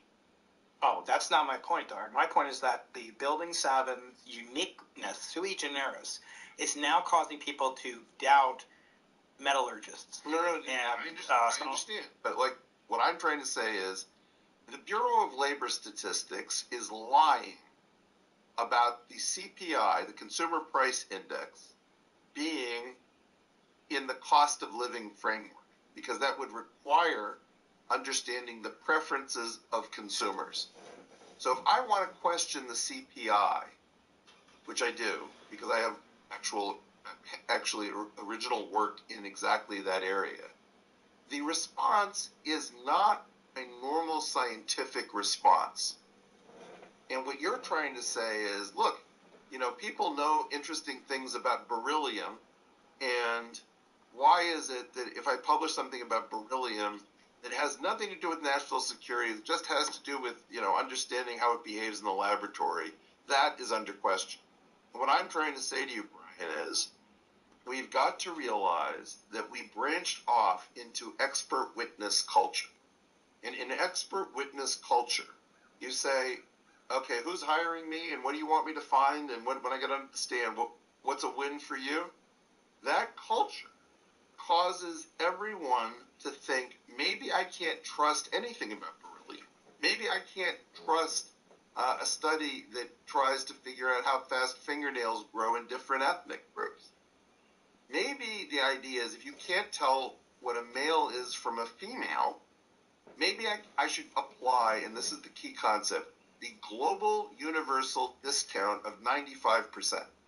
Then you start to understand what the problem is that a small amount of lying about national security or trying to get grants or pretending that you have no competitors and that your theory isn't failing. This is what it was. Theory, let's say, causes people to think. Bro, how old were you? In 2001, I was 20 years old. In 2001, I was 20.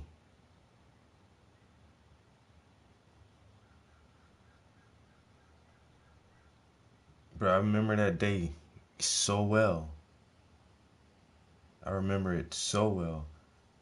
I don't know how I just happened to, bro, because I've always been an early bird. I'm always up early. I can't help it. I've always gotten up early my whole life. Ever since a kid, I don't sleep late. And when I was living in Philly, and I had like some homies right around the corner from me, and I had my own apartment, but some of my homies, they still live with their mom. Whatever. Anyway, but you know, I had got so close with the family that I'm not family, but I'm like really like extended family or whatever. And so 9/11 that morning, I got up like 7 something, doing whatever around the house, got dressed. I think I had some breakfast, and then I'm ready to wake and bake. So it was 28. My roommate woke me up after the first plane crash, and we watched the entire thing that day from our couch. Bro, so I'm ready to smoke. So I'm like, damn, I ain't even like, so they literally live around the corner from me, like the homies did, like around the corner. Maybe like my house was kind of like in the middle of the block, so I walked down to the corner, and their house was closer to the end of they were like one house from the corner up. So literally walk down the street, go up and walk to the other corner. I say this list, I ain't even call or nothing. Got there like 9-ish or something. I don't know. And knocked on the door. And I know they'd be up in the morning. And nobody came to the door. So I knocked on the door again. Nobody came to the door. So I tried the knob and it was over. I just walked in the house. I was like, yo, y'all up? And they hear nothing. So I close the door, walk in the back, like to the back where the TV room is at. And I'm like, yo, they like, yo, we back here. And I'm getting close to the room. I can smell them. They already back there smoking. And I walk in and everybody is fucking staring at the goddamn TV. And then as I walk in the room, I just see, coming into the room, I see them and the TV is over here. So I see everybody head looking this way. So immediately I look that way. I'm looking at the TV now. And soon as I look at the TV, the fucking second plane, boom. I was like, yo, no, they were more excited than me. They was like, yo, I was like, what is y'all watching? Like, what is this? It's like, it's the news. I'm like, what? Yeah, it's like, nigga, this is New York. This the news. I'm like, the plane? They was like, yo, bro, this is live right now in New York. And then we just sat there too the rest of the day and just sat there and watched that shit, bro. In Philly, everything in Philly shut down. That shit was crazy, bro. Yeah, they shut a lot of the city down. Most of our transit, all our airports were shut down, and and then in the aftermath, they was recruiting everybody from like all the closed cities to come out there and help with cleanup. Yo, they was paying people like $5,000 a week to go clean up at Ground Zero. I almost took that gig too, man. But then, happy I didn't. Because, like, that next year, you hear all these people getting black lung and dying. And they got black shit coming out their pores. And they were telling, like, some of the cleanup crew, don't wear like respirators and stuff like that because you're gonna scare New Yorkers. Like, no, you're breathing in carpet and computers and concrete. Like, nah, nigga, I'm not breathing in fucking computers. You crazy? You're breathing in asbestos and all that shit, man. I'm good.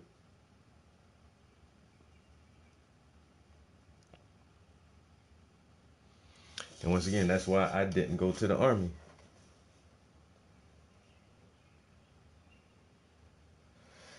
Good old wake and bake saved my life. So no. Yeah, a lot of people, you just have to question that, bro.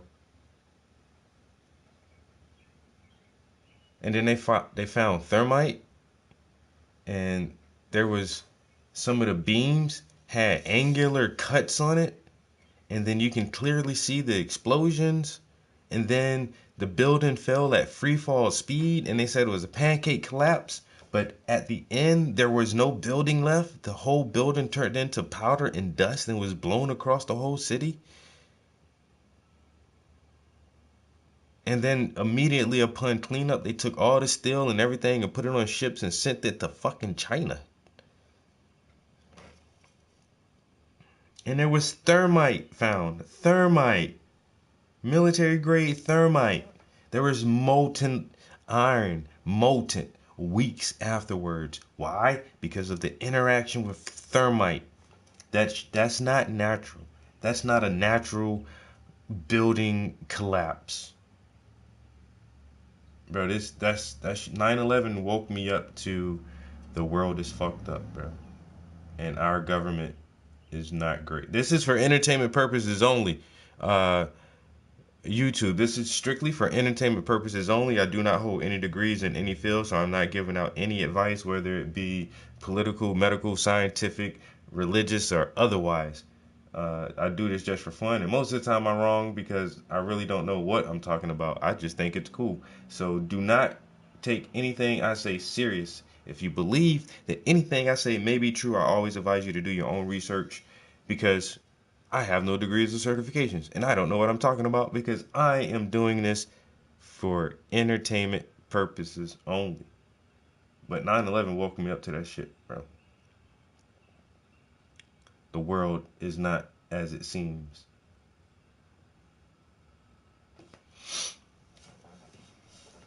And ever since then, I don't trust a motherfucking thing these motherfuckers tell us, bro. If they say it's good for us, I'm automatically gonna think it's bad for us. Automatically. And if they say it's bad for us, I'm gonna automatically look into it, because they might be something good here that you don't want me to fucking know about, Mr. Government.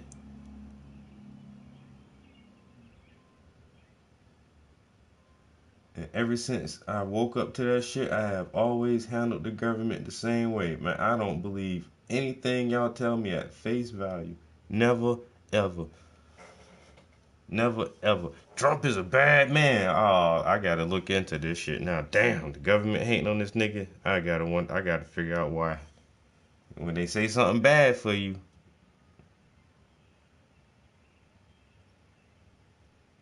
and when they say something is good, Biden is the best president. Oh, Lord have mercy. This Ukrainian war is, oh, goddamn. And we need to support Israel. Boy, when they say that shit good, I'm telling you now, you got to look and see why they saying it's good for you, because most of the time it ain't. American interests. I bet so, America. Calm your ass down, motherfucker. Y'all had us at war for a whole generation. Y'all done spent $3 trillion. And then when you pull out, you leave soldiers and equipment, and the Taliban come back the next week. Come on, man.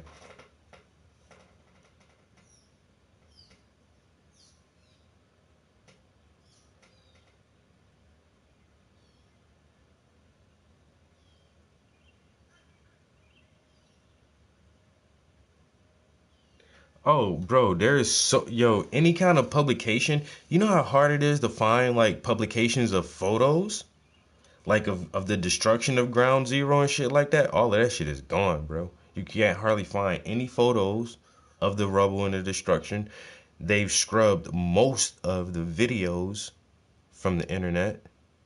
They scrubbed most of that shit, bro. That's why I'm so happy I still have hard copy DVDs. I have hard copy DVDs of a lot of this shit, bro.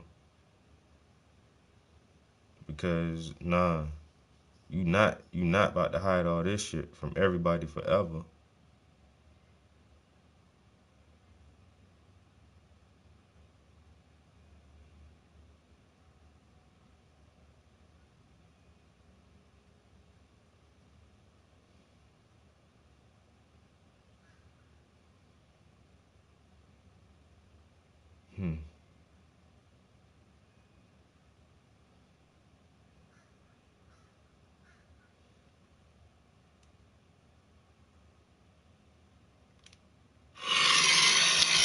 some footage they don't want you to ever see.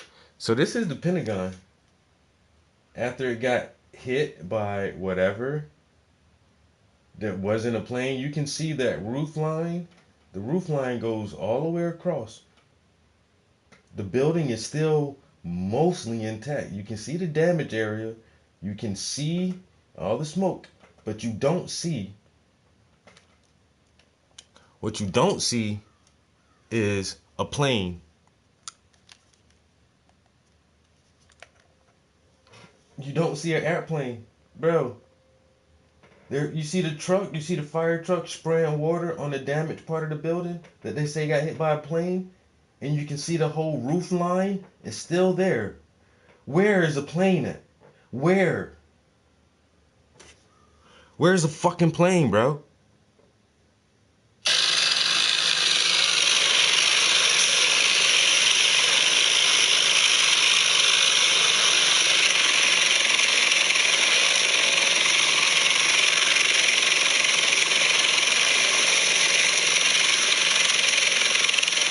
See the poles knocked down? They said the plane knocked the pole down.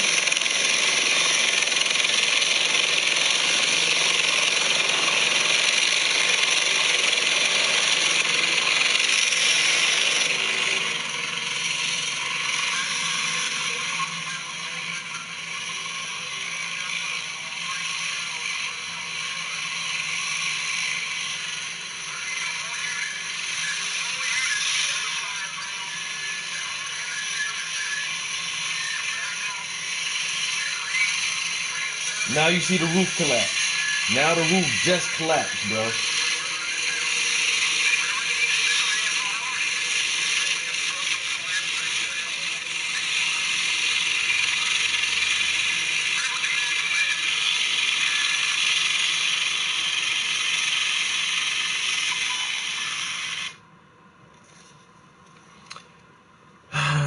It was going so fast that it shredded. The damage is inconsistent. It's inconsistent with the damage of the towers.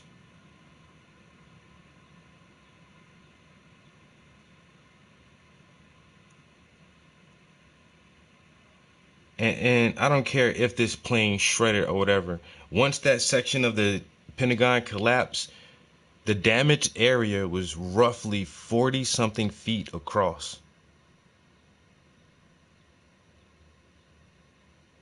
From wingtip to wingtip, the Boeing 747 is 140-something feet across. Wouldn't it at least the edges of the damage area would show some kind of impact from the wings, even if the wings did snap off and shred into little pieces? Because when the wings, when you saw the plane go into the towers, you can see the damage area where the wings went in.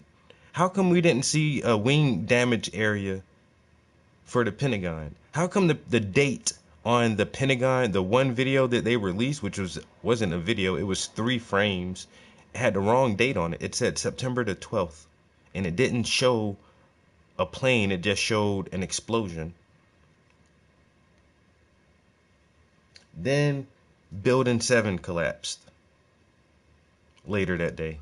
No plane hit it, no major fires. The other buildings didn't fall on it.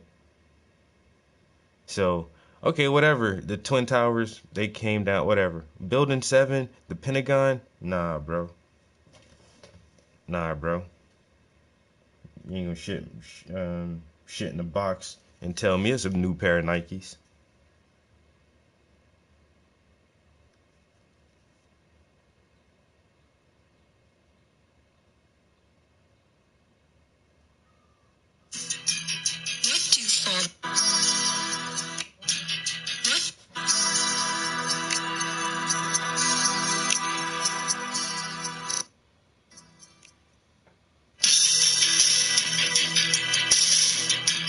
What do falling buildings look like? What do demolitions look like?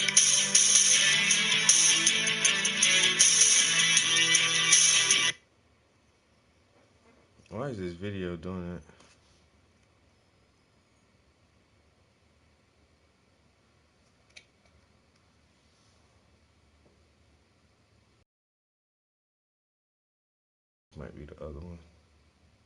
I keep these shits on my phone. What do falling buildings look like? What do demolitions look like?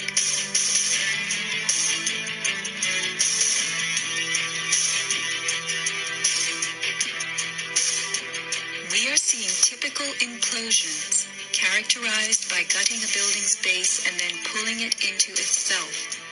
Computer-controlled sequencing fires the explosives in a rapid wave. Notice the jets of shooting concrete, the flashes, the pops, the caving of the buildings as they fall into their footprint. The tremendous, billowing clouds of dust. Exactly.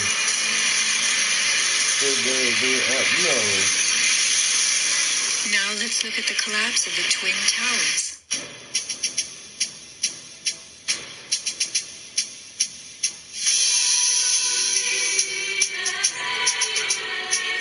We are seeing explosions rather than implosions, a first in demolition history.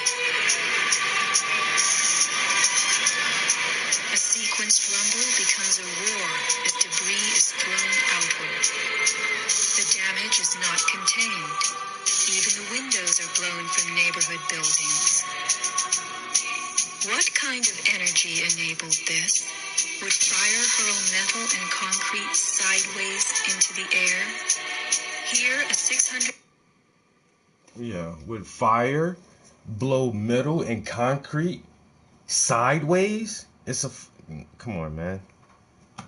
Explosions, bro. Explosions. Building 7 wasn't planned to come down, man. That shit was a perfectly fine office building. There was nothing wrong with that shit, yo. In the middle of the day, there's like, yeah, y'all need to back up because we're gonna pull this building. Why are you gonna pull it? Oh, they said, oh, because the fires were so extensive and there was so much damage to building 7 that we're gonna have to pull the building. No, bro. That shit housed a lot of fucking Pentagon and CIA documents and a bunch of paperwork on some motherfuckers that y'all ain't want nobody to know about.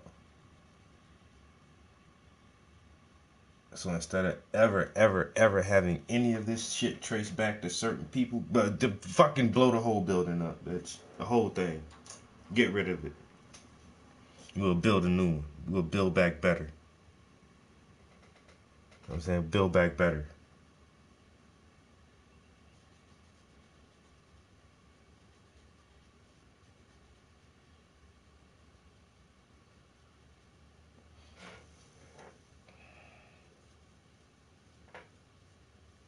The Twin Towers were costing the city way too much money. In 2001, we were already really switching over to the digital age. Remote working was already a thing.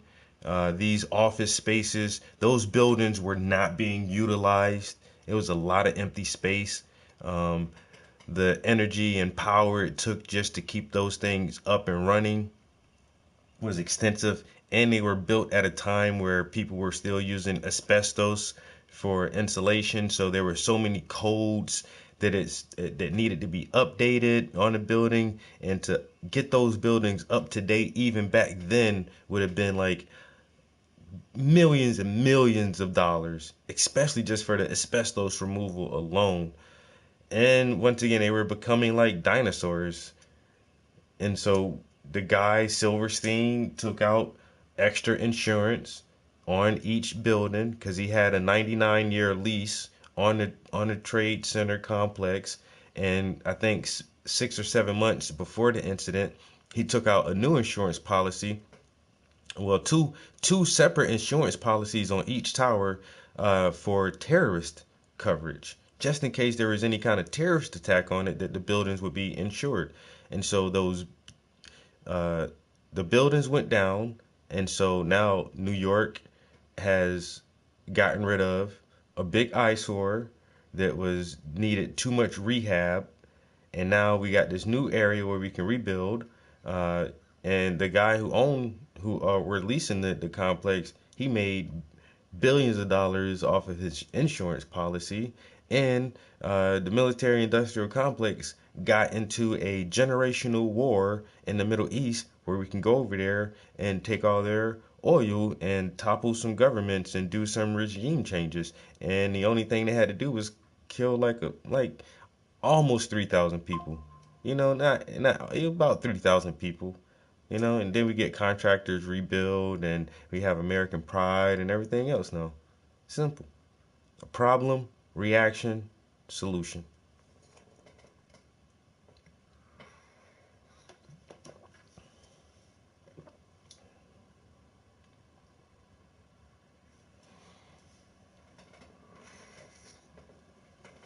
Yeah. They don't care about artists. Get those hippy dippies out of there, man. Move along, sir. Move along. I ain't gonna lie, bro. I think I'm as far as I can go with the chocolate sauce for right now. Like I said, there's tons of highlights that I can put, but I definitely want it to dry a little more so that my colors aren't getting too contaminated. Even here, like with the bigger highlights, they're off color. This is gonna have to be a little more grayish red. So I'm definitely gonna have to come back one more detail there. But anyway, the coffee is flowing through me. Let me take a bathroom break. Be right back.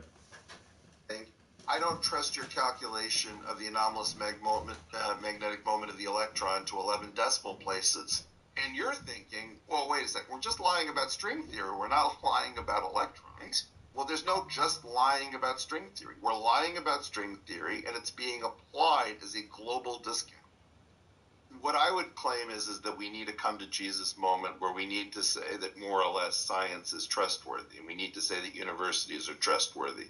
And there's a small amount of social engineering you can do in order to serve your home countries, but my belief is that it will not support the level of activism that we're seeing. You should take my detractors and haters from within the PhD community, and you should give them more money. And the reason that I say that is that a lot of what you see as hatred or negging or all of this stuff is people jockeying for position where there's far too little security. People are incredibly accomplished, and they're all fundamentally at death's door because everyone is sensitive. Can my provost now get rid of me? Can I have a DEI complaint against me? Am I going to lose my grants? And if you don't have people who can say F you to all of that stuff, you will not be able to trust your science, your medicine, your nutrition. And not paying your experts is basically a decision to commit suicide. If you don't pay your experts, your society is checking into a hospice. The idea that you cannot share the fruits of a capitalist society with people who cannot patent their ideas because they traffic in basic research. You've excluded them from the wealth-generating portion of your country, and you've said, please serve the rest of us with truth, with new creative ideas, with new industries. And this is a recipe for disaster. I'm sorry to say it, but you have people who say they subject everything to the market to recognize you have made it impossible to market to commercialize certain things like pure science. You need to pay these people at the level that they can take 3 children through school, they can buy a second home, and they can buy a luxury automobile or two, and they can have a retirement. If you want to whine about, but don't we need to gatekeep there too? I mean, buy a second home? Please unfollow. Right? If we don't pay our experts, we don't make them secure, we're going to have what we have now. I don't want to live in a society where I can't trust my experts. When you have the same experts, though, that seemingly are willing to support mutually contradicting ideas, assertions that the average person with no academic credentials can see as lunacy, things like, no free will, and despite the fact that they admit they act as if they have free will. I mean, at what level do we take, say, people that study panpsychism or, Roswell, etc.? Do we fund those? I mean, who gets the munificence of the detector? Fund John Archibald Wheeler to study UFOs and anti-gravity? I am assuming that we did. Did we fund Freeman Dyson? Did we fund Robert Oppenheimer? Did we create a cutout in Roger Babson and Agnew Bainson and fund the Institute for Physical Fields at North Carolina Chapel Hill, where Peter Higgs did the work on the Higgs boson? I mean, my claim is that I don't know what we funded and what we didn't. Did we inject people with plutonium, fellow citizens, against their will and without their knowledge? We did. I mean, in other words, we all talk about Tuskegee now, right? But what about the fact that we infected San Francisco from a ship with a bacteria to test how bacteria would behave in a city? I think what I'm trying to say, Brian, is the first move is ours as scientists, which we have to say we are way too poor. We are much more trained than we pretend when we say, aw shucks. We are much more willing to allow our colleagues to lie, to pursue grants. We say that everything's going great when it isn't. Nobody has an idea that when we're caught lying, we are assumed to be lying about everything. And I think that what we need to do is we need to say, look, you're not paying us enough. You're not funding the experiments. You're putting us in a terrible situation. And if you want to whine about taxpayer dollars, you can kiss your prosperous society goodbye, because this work needs to be done and the market can't do it. And if you want to have an adult conversation, we're here for it. But we need to be unapologetically elitist, Brian, and I think people are very uncomfortable. They believe in elite surgeons for their children when they're under the knife. They believe they want to be defended by elite commandos in Delta Force. And what I'm trying to say is, you also want elite scientists, and let's not beat around the bush. There's a big difference. Even I, who's one of the biggest critics of Ed Witten or Leonard Susskind or any of these people at the top of the string theory pile, we all know that 0 exists and 1 times 1 equals 1. And yet, people will say the data belongs to us. I've heard that more times than I can really contemplate. And, you know, for me, the question, first of all, has to be answered, what is the data? What are the data, if you want to be pedantic? Is it the Hubble Deep Field? Is that the data, or the Webb telescope data? Is it the findings of your friend David Grush? Does that belong to the public? And where do we draw the line? Where is it okay for the taxpayers to demand access, accountability, transparency? Or is it not? Let's look at this. If I were to say, hey, do you believe that you want all data made available to everyone, even if it results in homemade nuclear weapons, weaponized anthrax? Everybody who wants all data made available to everyone, please put a thumbs up. I'm not seeing that many thumbs up. If you believe that... Well, give it a second. Professors only wait 6 seconds before they answer their question. So put a thumbs up if you want access to anthrax data, COVID, EcoHealth. Everyone to have all data, including weaponized anthrax, including homemade nuclear weapons. Okay. Now, if instead you want most data to be made available to the public that the public pays for, with some sanity provisions, then put a thumb up now. So my claim is, in general, people are asking for all data because they don't trust what's going on. And I understand this completely. When you've lost trust to this level, I want all data on EcoHealth Alliance. That could be incredibly damaging to U.S.-China relations. It could be very bad for our position with respect to Russian bioweapons or the Iranians. Right now, I don't care. I'm so tired of Peter Daszak, I'm so tired of Francis Collins, and I'm so tired of Anthony Fauci that I just don't trust them at all, as far as they can throw them. And sight unseen, I want to know what the hell happened to my lungs, to my children, to my body, to my country, to the economy. I just have no concept of what happened. That is a very bad position to be in. If you imagine that I had given some kind of an explanation, I would not be here. I would say, we have to be careful, we have to be cautious. Of course, we can't know everything about what's going on. We have to realize that there are long-standing programs. Some of them are quiet. Looking good. Appreciate it, bro. The problem is that the loss of confidence is so profound at this point that many of us just want to cut the Gordian knot. And what I would say is, if the intelligence community doesn't want that, if the higher-ups in science don't want that, if the elite institutions don't want that, then come across with the goods now, or else prepare to face the mobs at the best deal. These kids on these college campuses are going to get older. They're not going to necessarily grow out of all of this stuff. And you're not going to want to live in the society where things are so relative that we're questioning basic arithmetic. And how are we going to confront this in an open society, to use our, George Soros' favorite term, when we have unfettered, unlimited, open access LLMs, and do you think that there's some hope, or does that bring any optimism to you that not only will, if the data were made public, that actually something can be done with it? There's nothing worse than getting, petabytes of data. It's, if you want to curse somebody, just bless them with a petabyte of data, right? So let's say this comes through.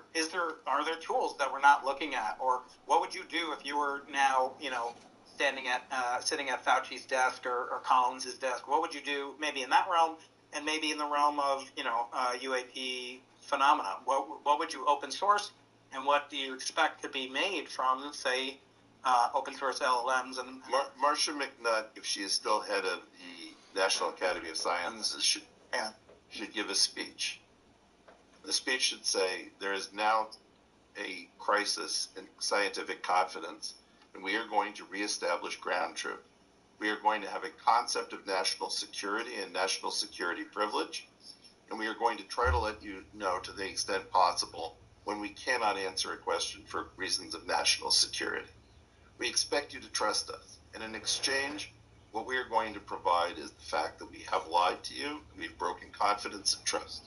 And in so doing, we are going to say why and how we have broken confidence and trust. In what cases are we too close to industry? In what cases have we underfunded people who needed higher levels of funding and effectively asked them either to lie or to put themselves in terrible situations? We are going to be honest with you about our needs and our expectations and the difficult nature of the relationship between government and science and universities. And quite honestly, we are going to be unabashedly elitist. We are not going to do this democratization of ability. Everybody deserves a fair shake to try to play this game, but people have vastly different abilities, and we are not going to slow everybody down so that the weakest among us can catch up. This is a high-performance activity. Almost nobody belongs in research, and we're going after the cream of the crop. We're going to be more honest about the way in which science is international and knows no boundaries, and the way in which science is highly national. And it is very important that different countries do science in different ways. There are different national cultures, and there is certainly national advantage and national interest. In particular, our new relationship is going to talk to you about the last 50 years of deception. We have deceived people. We deceived the world when we were building the atomic bomb by pretending that we did not have a new city in New Mexico called Los Alamos. Harold Urey published false information in order to get our enemies off of the scent. We have used small amounts of deception. We have done things that are unethical, like the Tuskegee experiment, like the plutonium injections. I think it was Operation Sea Spray in San Francisco. We need to be able to test things, to do certain things quietly. We need data that we can hold back. And we also have to realize that we have relied on that as an explanation when it was not a fair explanation. And the American people and the world deserve better. Many people may be dead by something that went wrong in a lab accident in Wuhan, China. And whatever the cost to our relationship with the Chinese, we need to get to the bottom of it. We may need to revisit the Bioweapons Convention from the 1970s because maybe we signed a bad deal. But fundamentally, we need to renew the Vannevar Bush Endless Frontier Compact between university science and the federal government for a modern age in which we can rely on a deep partnership where you are represented by experts who are not hostile to your interests, who are well paid, and who are not seeking infinite fortune, because what they have is they have societal respect and the ability to work on the most interesting problems in the world. And we are not going to make these people poor. We are not going to tell them that they are somehow welfare queens and white lab quotes, to use the old expression for expecting money, because what we've done is we've taken them out as a priestly class from the world of intellectual property. And in so doing, we are reestablishing the relationship that everyone wants, where the adjudication of ground truth will be done by scientists. We're going to stop lying to you about gender. We're going to stop lying to you about COVID origins, and we're going to stop lying about vaccine safety. We're going to trust you with more information, and if you can't handle that, then this will go horribly south and we'll all suffer. But the right thing to do is to trust the people who we are ultimately trying to serve and who fund the projects. Will there be irreparable damage because of people with enormous megaphones like Tucker and Terrence? Will it possibly be past the tipping point that we cannot recover credibility with a public that's used to treating, the ramblings of a conspiracy theorist or somebody like that on an equal par? But you're doing you're saying conspiracy theorists. My question... I'm talking about Bart Sibrel in this case. Yeah. Brian, it's a conspiracy. I mean, his Wikipedia page says conspiracy theorist. That's his okay. If I look at Google Ngrams, conspiracy theorist appears to start in 1962, 63, right? Yeah. Okay.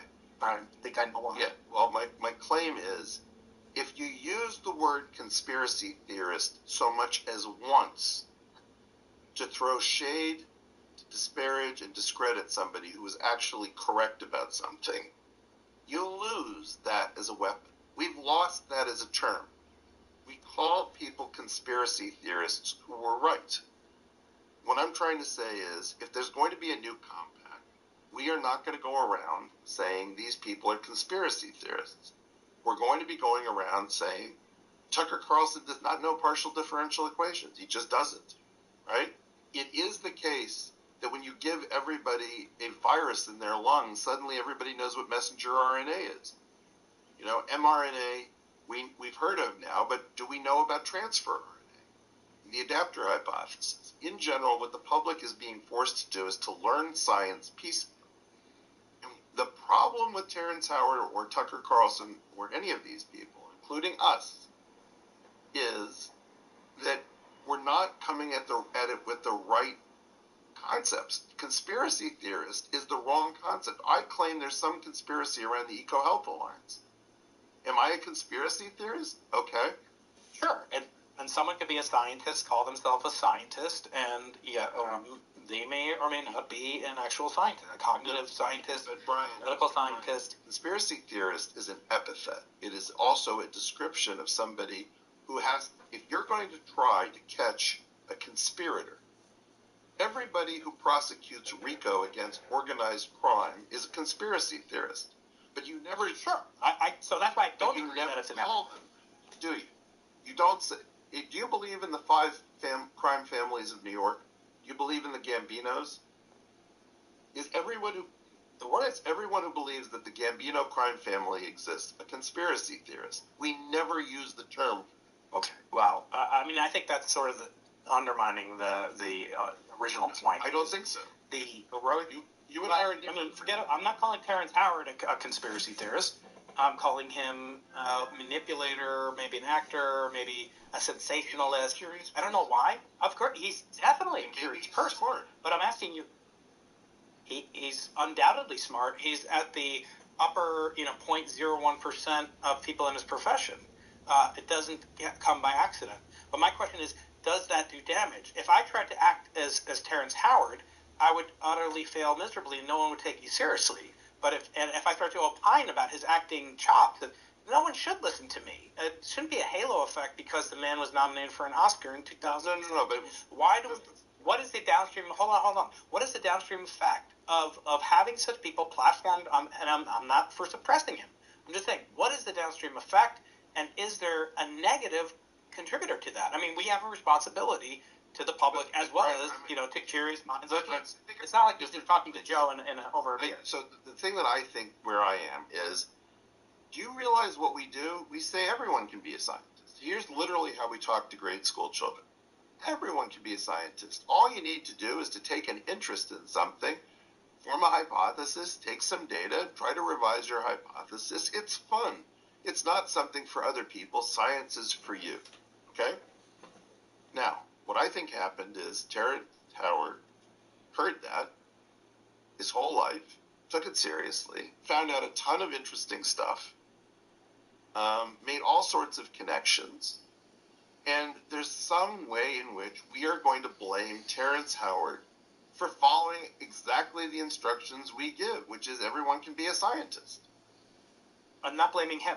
I'm blaming the people that are relying on him for scientific knowledge and for facts, not for wisdom, not for curiosity or inspiration, for relying on Terrence Howard for science. And believe me, if you don't think that there's, 3/4 of the audience or that's listening right now that could be positively predisposed to it, I think that's not being accurate. There's a tremendous number of people that I've received comments from all day. He's mad. That's why, bro, because you're getting comments all day. Well, you heard what Terrence said, right? You got to look at it now. You got to look at it this way. No, he's not. He's not a degreed physicist. He's not a scientist. Yeah, but if you listen to what he says, right, and it makes sense because the physical and the metaphysical is all vibration, sound, and now this dude is just like, oh my fucking God. Can I get somebody on here so we can debunk this Terrence Howard guy? And now he has a very well-known physicist, Weinstein, and Weinstein was like, cut the man some slack, man. I get where he's coming from. I understand Howard. I understand why he's postulating these new hypotheses. And my man is like, yeah, but it's dangerous, and we did this is the whole problem. And Weinstein's like, yeah, this is the problem. This is the problem, but we as scientists have created this problem, and now this is our own fault. So stop bitching about it and do more hard science and help us move the ball forward.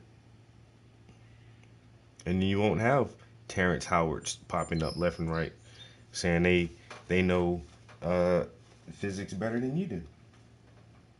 Because you're tenured. Here's Tesla said the same thing about frequency, energy, vibration. Here's a quote from, whatever.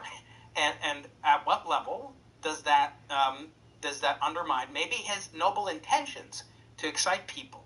I mean, what if you found out that the universe is 13.8 billion years, but that actually fits into a 7-day biblical narrative of Genesis quite accurately, in fact? Is that dangerous? I mean, if that is... how would you relate to that? Or that it's actually a 5,700-year-old universe? At what level do we stake curiosity and say that these are non-overlapping magisteria or, whatnot, and they're harmless? And what point do they become harmful? I wanted to restrict it to him and perhaps Tucker and Bart Sibrel for their, different classes, but I think this is quite curious. And if the 1 × 1 = 2, do you want that person to be, filling out your bill at the restaurant or, charting your course on your airplane? I hesitate to say it, but I will say the following. There is a technical way in which 1 × 1 = 2. Oh, no, we're not doing... Wait 1 second. I'm going to have to shut down. No, you don't. You don't. Get into rings and...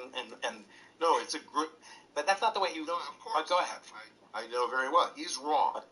Can we agree that he's wrong so that we don't get it? We can agree. I want everyone listening. Yeah, the dangerous thing is that we call the real numbers under addition a group. And the law inside a group is called group multiplication. And the group multiplication of the real numbers under addition is, the group multiplication law is addition. Now, I fear what happens when people, a little knowledge being a dangerous thing, if people get confused by the fact that we use the word multiplication to mean addition in that situation, then you can say, oh, no, he's actually right, which he isn't. You can take any one of these things and push it. What I'm trying to say is I would really like us to completely overhaul the relationship between science, the elite, speculation, research, I would like us to acknowledge all the times that an amateur beat the experts, and that, Green's function, for example, would be a good example of this in the past. It's rare, but it happens. The problem that we have is that we would basically like to say too many things. We'd like to say, we want all of you to think of yourself as scientists. We'd like everyone to not fear research and try to do their own research. No, wait a minute, we don't mean do your own research if it contradicts the public health narrative. Is public health science? Yes, it is on Tuesdays. No, it isn't otherwise. We've gotten ourselves into such a web of contradictions that we are going to have to extricate ourselves. And the first thing that I'd like us to do is to take all of the terms, crackpot, lunatic, et cetera, and think very, very carefully about how we dole them out. And then I'd like to say, why are we inviting everyone into science? Do we want them to do their own research, or do we not want them to do their own research? And if we don't want them, can we explain to them why we don't want them to do their own research? What I'm thinking, Brian, is that the current relationship is unsalvageable. Now, what you and I believe is that science, as a method of thinking, of a way of approaching the world, is second to none. And what we're in danger of doing is losing its preeminence in the mind of the public, which is now so turned around by the abuse of science and its use as a political tool that we cannot count on people saying, wait a minute, can we get an expert opinion? Does this claim about the square root of 2? I mean, I'm just going to say it very clearly. To claim that the square root of 2 is somehow distinguished because its cube is equal to 2 times the square root of 2 is simply to say that the square root of 2 is one of 3 roots of a cubic polynomial that factors as y minus the square root of 2 times y minus 0 times y plus the square root of 2. We have a failure to teach high school algebra if this has gotten to this level and everyone thinks, oh, we need a podcast of all of you together to sort this out. No, we do not. I guess the fundamental question, again, I divide different categories for these people, that we listed in the top of the space.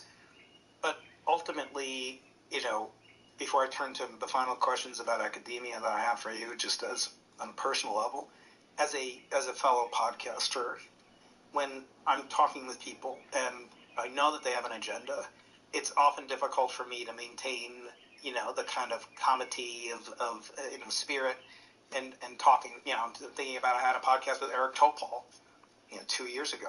And simultaneously while I'm hosting him, I'm thinking about all the downstream effects of his political, scientific, he's a physician, but he's what I call a political scientist, because he was using the credibility from the scientific discoveries that he made and spending it in the political arena. I find that very dangerous and even ultimately undermining his own point. But the point I'm asking you about is, when talking to such people, what responsibility does and I'm absolutely putting myself I want this clear and recorded. I am comparing myself to Joe Rogan and Lex Fried. No, I'm just kidding in there. But when I'm talking to such people, what can I do to express with respect, push back, call them out? You don't want to be, kind of tainted with a negative, light. I'm already accused of being a gatekeeper enough as it is. What do I do? I'm sitting down to talk to a Nobel Prize winning scientist who made great contributions to the COVID vaccine, messenger RNA vaccine, upcoming. Do I talk about the unabashed, side effects and sort of speak freely about that, even though it may alienate him and ruin? I shouldn't have said one. It could be a her. But yeah, how do you recommend, as a mentor in this space to me, that I behave when I confront such people in order not to, to develop a brand, but also to push back and ask the questions that my audience wants me to ask? The short answer is, I don't really know. None of us know. We're all making it up. I'm in a parking lot outside of CVS having this conversation in front of, over 2,000 people, and I'm sure it's going to be recorded. I'm reading some of the reactions. I found Christoph Woff, I don't know if my reading list is on. 1 second. And he says, Eric's attitude is so condescending, it hurts. It's okay, Christoph. You know, what am I doing? This is one of it's a motif, right? The idea being, right now I'm standing up for a lot of people who are voiceless. And I'm also standing up for a system that's under attack. So I'm viewing myself, by the way, Christoph, just because I enjoy actually responding. Right now my world is under attack. All of the people who listened to this thing and said, you know, this is inspiring. Somebody's connecting all sorts of stuff. I've never heard this stuff before. Now they're going to be yelled at by scientists. Oh, we have PhDs, listen to us. That's exactly what I don't want. I want to yell at my colleagues and say, do you realize we're losing everybody and these people are going to vote on the NIH and the NSF and the DOE budgets? All right, what we got? Christoph, figure out. So, we're right at 3 hours. That's not too bad, even though I talked for like an hour this morning. But, we definitely have made a lot of progress on the chocolate sauce this weekend. I think we can move back to the skin tones for a minute. Go ahead and knock out the final details on the skin tone. Man, that one little drop right there, bro, I'm loving that. I just added these 2 little drops down there. Not looking too bad. I'm liking the shiny top part right here. The translucent orange portions of it. I'll come back and deepen those up a little bit.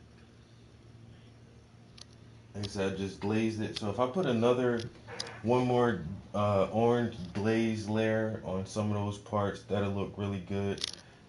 The little bright highlights, I could have waited to do that, but I was just too anxious just now. But it looks good. So that looks good. I mean, it's looking wet. It's looking shiny. I like it. This is starting to come together. So what I want to do now is I could actually, I don't know, a lot of the colors on the palette could be used for the skin tones. I'm not sure if I'm going to do that. Right, what time is it? It's almost 10 o'clock. Almost 10. Oh, sheesh. We're at a good stopping point right now. I could, it's 10. It's kind of early.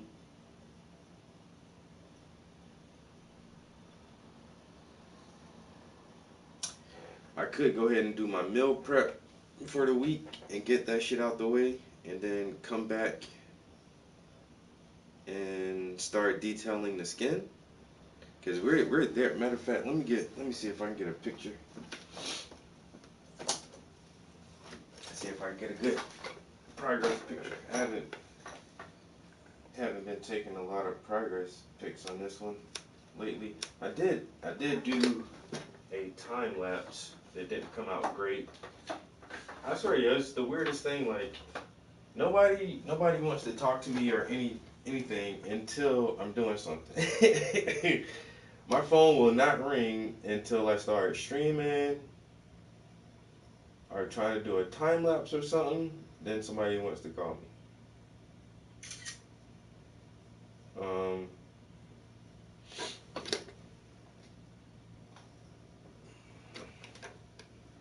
Or playing video games, yo, my phone would be dry all day. I turn on that PlayStation, everybody and their mama want to call and text and damn.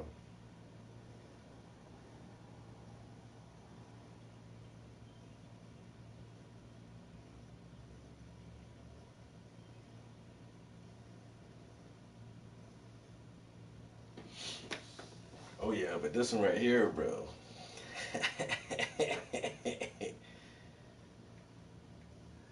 It's always like that, man. It's always, why don't you call me when I'm bored, when I ain't doing shit? Then people don't want to call you then. As soon as you're doing something, hello? I'm busy. Oh, I know you busy, but anyway, let me still occupy your time. Bitch, I just said I'm busy.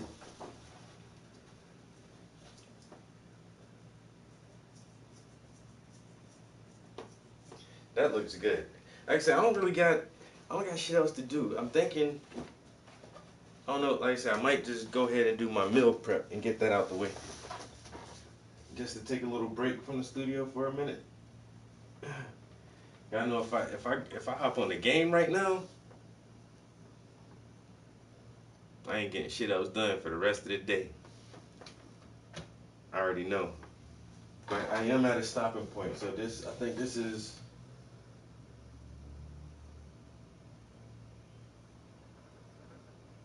Yeah, this might be the best time to just take a little break, do something different real quick for a little minute. Like I said, I might just go ahead and cook. It's so damn early.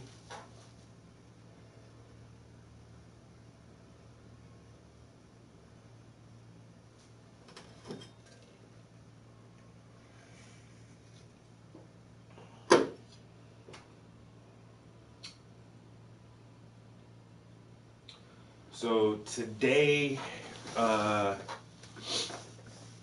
going to do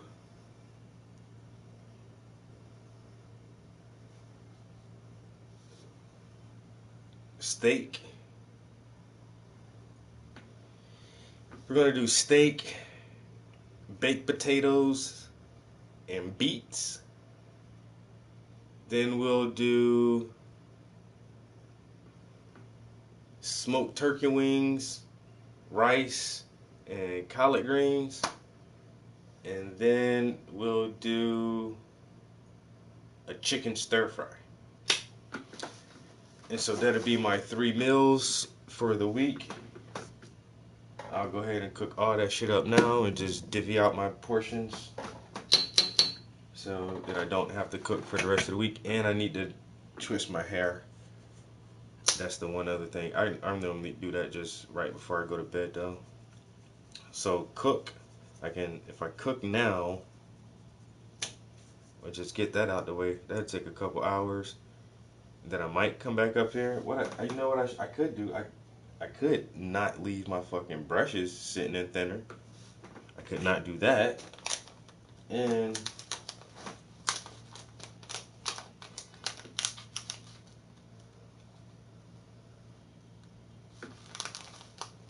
man, for that skin tone, I can use a lot of those colors that are already on there.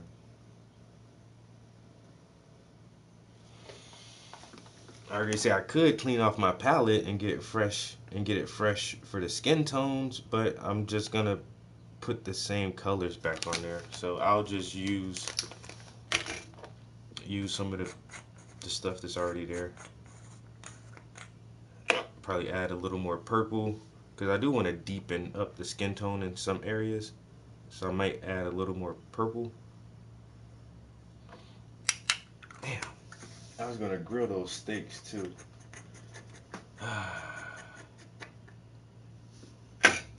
Trying to think of the order I can do this because them turkey wings, them shits take like 2 hours to cook. So boil them turkey wings down. I can start the turkey wings now. Let them shits just cook down for an hour. And then in the last hour of the turkey wings, I can start preparing everything else because everything else isn't going to take a fucking hour to cook. You know? Saute some fucking chicken and throw some peppers and onions in that bitch and some sauces. That's a wrap. Steak on the grill, 4 minutes one side, flip 4 minutes the other side. That's a fucking wrap. Baked potatoes, man. You can do them shits in the microwave, really. I don't like that shit, though. Throw them shits in the oven for goddamn 30 minutes, that's a wrap. All quick and easy shit. Like I say, the longest thing is going to be the goddamn, is getting those turkey wings all tender and shit, so. And I might cook a pack of bacon, too, just to have for breakfast throughout the week, or if I get the urge for something different, have me a BLT or some shit like that.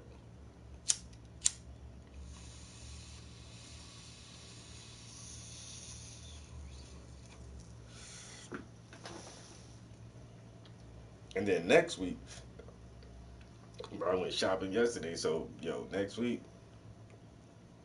oxtails. Yes, sir. I already picked up some nice ass looking oxtails, and I might do oxtails and like some shrimp and crab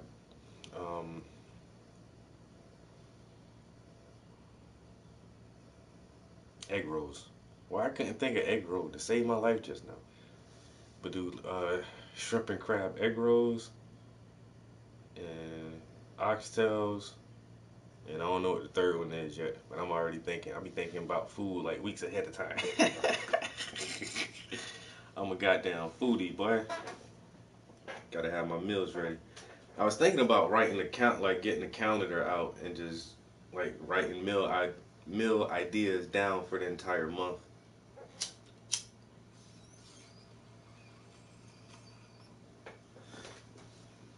Cause I really just try to cook on Sundays. I don't be trying to come home from work and cook every goddamn day or every other day.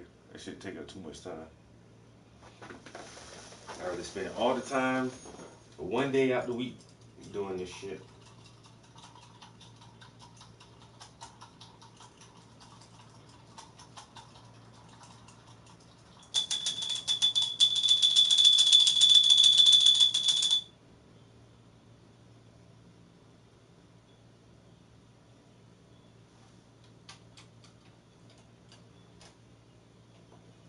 Alright, I'm procrastinating again. I ain't gonna lie. I know when I be procrastinating. I know exactly when I be doing it. Like right now, because I really